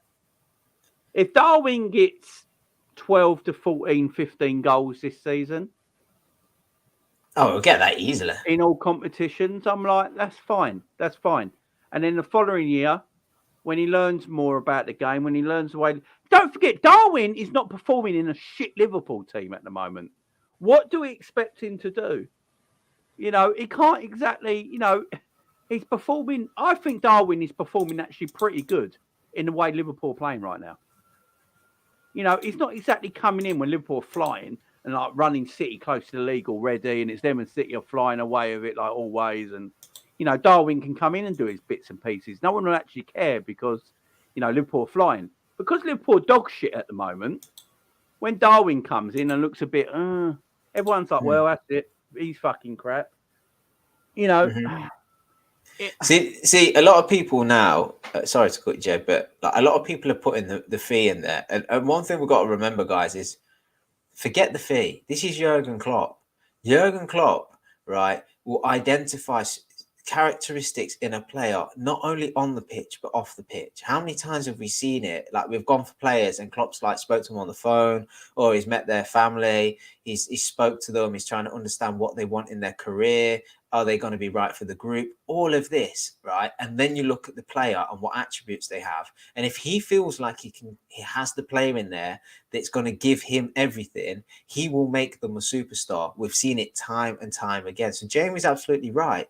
Yeah, you paid a lot of money for him, but he's a young lad that will be a good forward in the future, right? And Klopp can make him great. That's what you pay him for. You're paying for someone in the future that could be one of the best forwards in the world. Like, I'm not afraid to say it. He could be. He's so young. There's so many years ahead of him. Like, I know everyone's saying, oh, the fee, and so he has to go straight in the squad because we don't spend a lot of money. But if you want a player with that much potential, you pay them kind of fees. Look at Jude. Look at Pedri. Look at Gavi. You ain't getting them for any less than the money you paid for Nunez. So if you want these future prospects, you have to pay the money. Like, they're not diamonds in the rough anymore. Like, they're not hot needle in a haystack. Everyone knows about them. Like, everybody knows about, everybody wants them. If you want to get that future player, you have to pay the money. Like, and Klopp has always took his time with bedding people into the squad. We've seen it. Fabinho, Robertson, you know, the list goes on. Salah come in, okay, he scored from day dot, Watford away, was it? And he continued scoring and he's been a mainstay in the team ever since. Mane was the same, but they're special people. Like, they're special players. Most people that come into a Jurgen Klopp team need time to figure out the system. And you're dead right, Jamie. The system's fucked. So what is he even learning at the minute? Do you know what I mean? Like, his progression should have been, oh, this is this is mad. So, guys, this is Darwin Nunez against Leeds doing his defensive midfield work. Look how quick he is coming back. This is mad. but let's highlight the point now. Jeremy. Last year, Liverpool were creating chances at will, right? Yeah. Scoring goals. When they signed Nunez, they thought this is the player they're getting. This is the player they're getting. A forward, right, that can score goals, okay? Some of his finishes have been suspect. Some of his touches have been suspect. I'm not going to deny that, but he can score goals. It's the work rate. It's the energy. It's the attitude. It's the fight. Yeah. If you pick the player with all them attributes and drop it into last year's team, he would explode. But yet last year's team's not this year's team. So what they got the player they thought they were getting. They've not got the team they thought they had. That's the difference. Man, like, and how anyone can question this guy's question his first touch, the way he receives the ball. Sometimes his body shape's wrong, he receives it wrong, his decision making's wrong at times. But like, I get all of that, and even Klopp alluded to it in his press conference. Like, he's still got to learn these things. I think he said like he takes the ball on the spin sometimes. It's a bit questionable, but he says, "Trust me, in training, he's a really good finisher. He's a brilliant player. You will see it." Like, why are we sitting here doubting Klopp? Like, he's produced some of the world's best forwards. Aubameyang, Lewandowski is just an example. He will know a player when he sees it. Like, he knows. Like, you just got to trust it. Like, this is his guy's first season. And I tell you what, if he's this bad, right, he's scoring goals. We look a worse team without him. Like, what more do you want? I'm sorry he's not Haaland level of finishing, but Liverpool are a better team with Nunez in the squad, and he scores goals. He misses them, no doubt. All forwards miss them. Haaland's an absolute exception at the minute. But if you speak to Benfica fans, right, and anyone that watched Benfica, he's not a 1-in-1 striker. He's not even a 1-in-2. They say he's like a 1-in-3. Yeah, But he's also a man for big occasions, like Benfica in some of their biggest games in the Champions League and stuff. He stepped up. These are all the things that the club looked at when they signed him, and that costs money. So we just need to relax on him. It's mental, some of the stick he gets. I know he looks weird at times. I think his legs are too skinny, to be honest with you. It does look strange when he runs, and the ponytail don't help him. But there's a player there. There is a player there. And when this team improves, and when Trent's going back to getting frigging 13 assists this season, not this season, but in assists this season, and Robertson's getting assists, and Diaz is back, and he's linking up with them, right? Nunez will be absolutely fine. He'll be absolutely fine, no doubt about it. It's if he was Bentner, right, and couldn't score and didn't do anything else, you'd be like, okay, fair enough. But he impacts the team. He's a problem. He's an issue. My thing is, though, I think some Liverpool fans see him as a centre forward and think he should be getting 30 goals a season. That's what we paid the money for. And I said it when we bought Darwin Nunez, is that if you look at Darwin Nunez and you go look at his Benfica career and all that, he is a workhorse forward. He is a presser. He presses. He works hard for the team. And if you look at all the forwards that Jurgen Klopp has either bought or played, they all have that same thing. So if Nunez is getting 15 goals a season, but his work rate and his pressing is exceptional, then to Jurgen Klopp, that's what he bought him for. Jeremy, just sorry to cut you, right, but just to help support your argument. Mane's final season at Liverpool, right, 21-22 season, he played 51 games. He scored 23 goals. So he scored less than a goal every 2. That works out, let's say. Darwin's played 14 games, scored 6 goals. He's on about the same at the minute. He's scoring a goal in 2. Right, and he's doing it in a poor team. But what's the similarities between, and you've just said it, between Nunez and Sadio Mane? They're both fighters.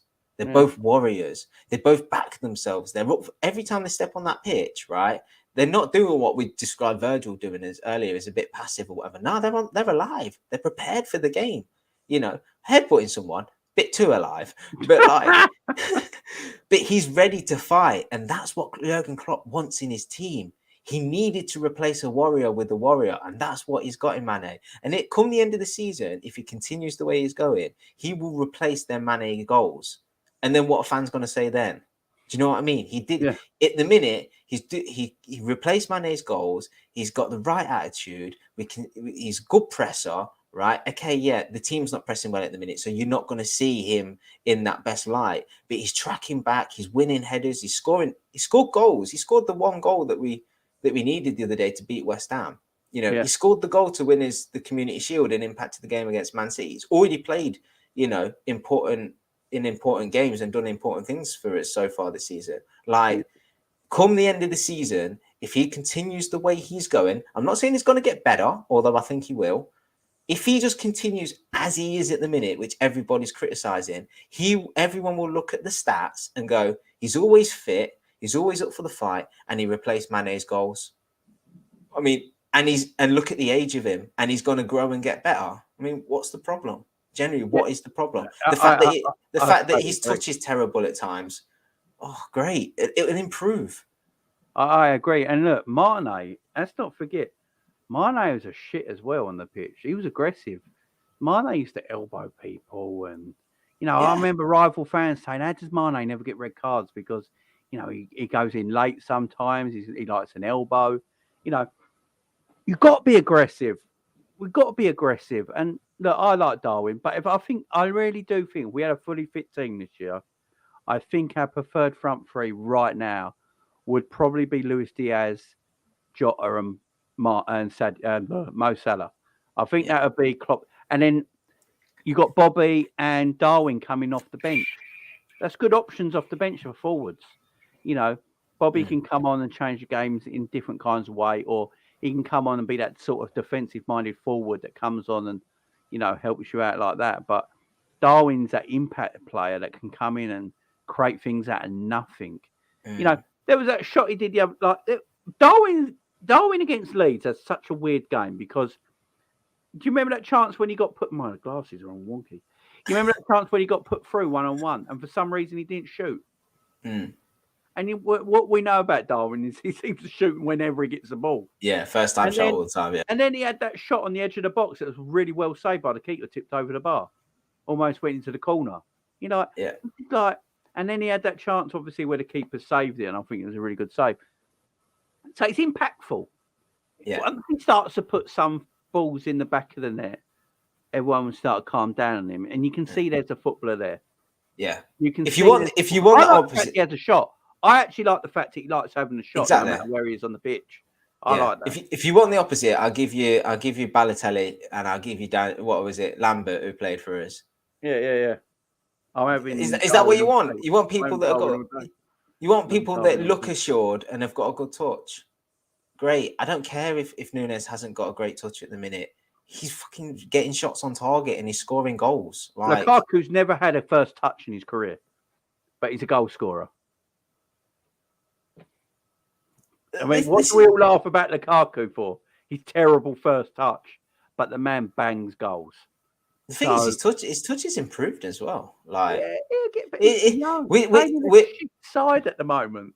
How many games we played this season? Darwin played for Man City off the left-hand side, right? If Darwin came in off the bench for Man City and played off that left-hand side in games, he'd look great because he's playing in a team that is, high on confidence and playing at the top of their game. At the moment, Darwin is playing in a team that is all over the place. We just showed you a video where he had to run back from box to box to defend, and Hendo and Thiago like, yeah. So this is what's going on with the team at the moment. And he's seen that, and he's only been here a little while and thought, fuck, I better get back because these fuckers ain't going to be able to. So let's give the man a bit of credit, you know what I mean? Yeah, I mean, I could go on. As you can tell, I'm a Nunez fan, right? And I don't deny that he looks a bit strange when he's running and the ball's around him. He looks clumsy. He looks... Just something looks a bit odd. Yeah, but there's something there. In 12 games in a rubbish team so far. That ain't too bad.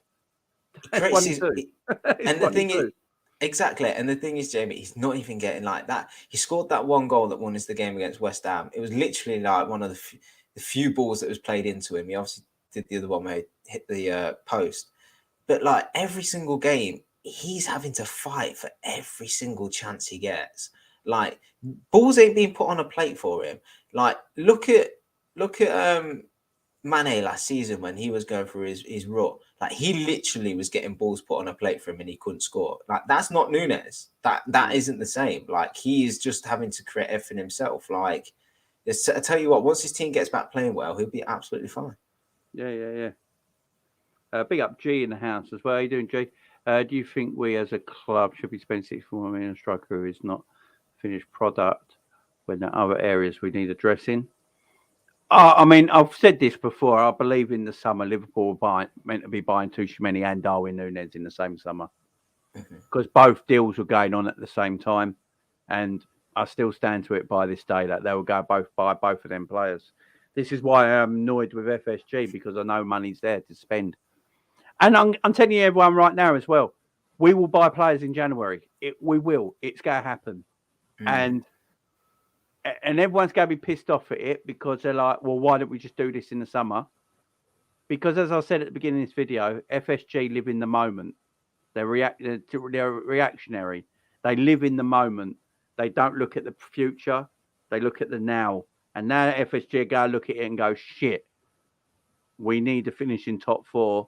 We're going to get Klopp's players in January.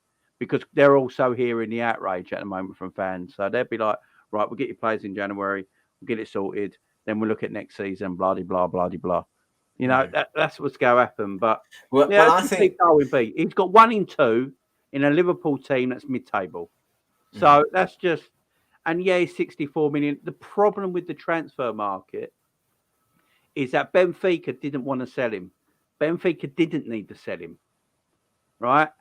And then you got a team like Liverpool come along and said, like, right, we want him. We want him. He's our main target. And when you make that obvious, the selling team can go, right, well, you ain't getting him cheap. And Liverpool were like, well, we want him no matter what, so let's do the deal. And that's the price we got him for, unfortunately. I mean, Yeah. is he a 64 million player? Maybe in 3 years' time he might be, but right now, obviously not. But I personally just think everyone's taking their midfielder and goes out on him, to be honest. Because like just to answer G's question, like if at the start of this summer there was a pot of money, £100 million actually transfer budget, and someone said, I'll bring you Nunez and Carvalho and Arthur Melo on loan, right? Forget them two. Just think, I'll get you Nunez, but it's going to cost you £64 million initial outlay plus bonuses. I'd be like, no, because that's not where we need to strengthen. Like, don't get me wrong, I'm confident in Jota. I don't think Firmino will get the goals. I'm a little bit concerned up front, but nah, midfield's more priority, right? So yes, there was that mistake. That mistake was made, but I don't think signing Nunez was the mistake. The mistake was not signing the other areas that we needed to. Like signing Nunez, he's a really exciting forward. He's young. He's got bags of potential. That's the sort of player I want us to be signing. Yeah, I like the fact that we signed Carvalho as well. I think him in the future, that's an exciting player. Nunez is an exciting player. It's just there's too much of a gap. You've got these injury-prone old players, and then you've got a batch full of new young players, and there's nothing in between. That's the trouble. They should have been going out and signing midfielders of the age of 24, 25. They're experienced. They can come straight in the side. They've got bags of energy, still want to win stuff and got a point to prove. And then the Nunez signings won't look so bad. We missed the chance. But if you want to ask the question, was it a mistake to sign him then? It was, yes. If they knew that's the only money they had and they chose to get forward instead of midfielders, then that was a mistake. But I think they just completely got the midfield wrong. I don't think the mistake was signing Nunez. The mistake was just not realizing they needed midfielders. I genuinely just think they thought they had enough in midfield, and it seemed obvious that they didn't. They backed the wrong players. I agree. And with G say, I said it yesterday as well, man. You're right. I did say it was Klopp's fault. In my video yesterday, if you go back and watch it, my man, I did say that Klopp was at fault for that this season. Yeah, pick yourself up, G. Hope you're doing well, my man. Look, the midfielder thing. I could do a year's worth of content on that. What do you I don't want to ruin your scheduling, but what do you think of Salah this season? I think Mo's got away with a bit, but if you look at his actual goals and assists this season, it's still really good. I know that's the thing with him. Still really good. He's actually his stats are really decent, and he scored. You got you got the stats there. I'll get them. Get the stats up, because the funny thing is though, I know he's only got 4 or 5 in the Premier League, but his stats in all, I think he's the top goal scorer in Champions League. And he's still getting assists as well. His stats are actually pretty good. He's played 18 games and he scored 11 goals and got 5 assists. It's still good. I mean, 1 in 2, ain't it? I think he's been rubbish and he's pulling up stats like that. I mean, that's what I'm saying. Salah's just. He got the hat trick, obviously, so that's a bit stat padding. I'm not going to lie, against Rangers, but he for me is another one. Like, he's the highest paid player in the club's history. Like, he's got to recognise the importance that he plays at this club, and I don't doubt. Like, I've watched some inside training videos, and people sort of comment on them as well. I read them comments, and you see that he kind of is a bit like jokes around with the young players. He went over to Ibu today and especially went out his way to sort of greet him and chat to him and stuff. So I feel like he does play a role that people don't often see in that kind of an experienced leader in the group. But on the pitch, I feel like I want to see him sort of dragging us a little bit. I feel like I know he's not I know the Big Six mentioned it before when they said, is he a Hazard or a Sanchez type player where he'll just grab the game by the scruff of the neck and just create something and do anything? He's not that type of player. But in the year that we got we had our injury crisis in defence and we had that final run and it got us into the top 4, actually it was Salah that did drag us. And I kind of feel like if he could have done it then, he can do it now. And I feel like the goals and the assists, statistically, yeah, I mean, you can't argue with stats, they're there. But I feel like in the games, he's going missing a lot. And I just feel like if you're the highest paid player at the club, you might not be the captain, but you've got to recognise, like, you've been here for quite a few years now. The team, I would say, has been built to really assist him in getting them goals and what have you. He needs to recognise that he should be pulling us out of a bit of a tough time. And I feel like he's kind of shied away from that in a lot of games. Yeah, I mean, I know what his salary is on. Like, everyone calls him the 350k man now, and it's what his stats are mad still. And I think when you look at Mo, I think Mo looks at his stats. I think when you talk, like when you hear Mo talk, he really does lean on his stats, don't he? And what he's done. I don't think Mo's one of these players who are like, Mo can have a stinker of a game and score a hat-trick. Yeah. That's the weird thing with Mo Salah. He isn't like a Hazard or a Kevin De Bruyne that can, you know, run a game for 90 minutes and pull his teammates out of everything like a Stevie would, like a Stevie G would, or anything like that. But Mo can have a really bad game but score 2 goals. I've seen it. I've seen it so many times. That But yeah, just look at the last game. You've hardly seen him all match, and all of a sudden he's got 2 goals. You're like, well, where the fuck did that come from? And that's why he's on the money, because there's no one else in our team who really can have a bad game but still get a couple of goals. There's no one else in our team that can do that apart from Mo. I used to say that to Mane all the time. Mane couldn't really have a bad game and score goals. Mane had to have a good game and score goals, in my opinion. When I look at Mo, Mo cannot be. He could be non-existent for 80 minutes, and all of a sudden he's got 2 goals.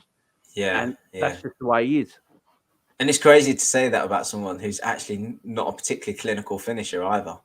Do you know what I mean? It's a bit of a strange one to really work out, really. But I just feel like, as I say, without repeating myself, I just feel like watching the games, you know, just the complete eye test. I just feel like, come on. You know, when we're losing these games against Forest and Leeds, and you think, well, we've got Ali on the pitch, we've got Virgil on the pitch, we've got Fabinho, we've got Salah on the pitch. Where are you? Where are you? You're the big men. You're the spine of this team. And yeah, okay, Salah, you're getting the goals. Can't deny that. But drag this team up. You know, drag us, please. You know, do something more in the game that just, you know, helps us. Because you can't just sit out on that right wing or up front and just think, yeah, well, the balls ain't being played into me. I'm not getting the right type of assists and stuff. Like, he has the ability to drop in and sort of do something. You know, I know he's not a 10, but he does have the ability. He has the strength as well. Oh, definitely has the strength. No doubt about that. Where are you? Where is he having you? Right, guys, we're going to leave it there. So we've gone through everything over 2 nights, guys. So my first video, we went in on looked at the manager, the owners. I went in for 2 hours, guys. If you've not watched that, go and watch part 1. That was yesterday. We went in on everything. I couldn't rant it anymore. Today we've looked at some of the players responsible as well for not picking up their end of the bargain and letting the manager down at the same time. The likes of Gomez, the likes of Fabinho, Virgil. You know, Trent's had a poor season. You know, we've looked at some of these players, you know, that need to up their game. Our big-time players need to up their game. Fabinho needs to up it. Salah maybe needs to up it. Virgil needs to up it. The only top player we got who's playing at the top end of his game at the moment is the goalkeeper. Yeah. I mean, Allison's playing just out of his skin. He can't be doing no more. I do worry if we keep performing this badly, and he might look at it, you know, and go, right, I'm out of it. Nah, don't even. If that happens, we are fudged. Still got too many. Now. There's too many people in Liverpool that still need baptizing. I'm telling you. Yeah. Ali needs to stay, man. But yeah, guys, thank you very much for joining me and Cav tonight, and joining me for the last 2 nights on this subject, guys. We spoke a lot. Appreciate it. I'll be back tomorrow, guys, probably in the afternoon to do a match preview in Napoli. I'm going to do the match preview in Napoli tomorrow, guys, and then I am doing the watch along as well. Why? But I am going to do the watch along of a dead game. Should be fun. I am very intrigued what Jurgen Klopp does tomorrow, because the game's tomorrow as well. So my preview will be in the afternoon, and my watch along will be in the evening, guys. I'm very intrigued what we do tomorrow, because we've had dead games in the Champions League, and Klopp goes strong still. And the way we're performing right now, I think we go strong. Yeah, he said in his presser that he can't. I can't remember the words he used, but he alluded to the fact that there's going to be some experience in there. You get paid £3 million every game. You get paid £3 million for a win. Here comes the money. £3 million for a win in the Champions League. How much do you get for a loss? Fuck knows. That's what we need to be concentrating on. Hey, so, if these boys are doing me for a win, he's playing a strong team. I think there will be some people. I think Bakatic might play, because I don't think Fabinho's playing, so he might play. There's rumours that Ramsey might play, so he might play. When did he score again? Did he score today? I think he scored. That? Well, having said that, if he played today, he won't be playing tomorrow night, would he? Who played today? Ramsey. Oh, is he playing in the under? He's playing the under 23. Scored. They might be in the squad then, because they can be. He'll probably be in the squad, but he probably won't play them. But yeah, it'd be interesting to do that tomorrow, guys. So make sure you join me tomorrow afternoon, where we will try and pick the team that plays against Napoli and preview that. We need to beat Napoli 4-0. Ain't happening. The people want to know, Jamie, what's part 3? Part 3. Dinner ladies. Going after my divorce from Liverpool. Carol is getting. Yeah. Wait, what can I say that's not going to be misconstrued? I'm gonna leave it there. You know who Carol is. Right, big up to everyone. Don't forget the like button, guys, on the way out, on the way in. Guys, get in the comments below as well. I love reading your comments. Give me some feedback on the show. Much appreciated. I'll see you tomorrow afternoon for the preview, guys. Goodbye for now. Big up, chat. See you later, guys.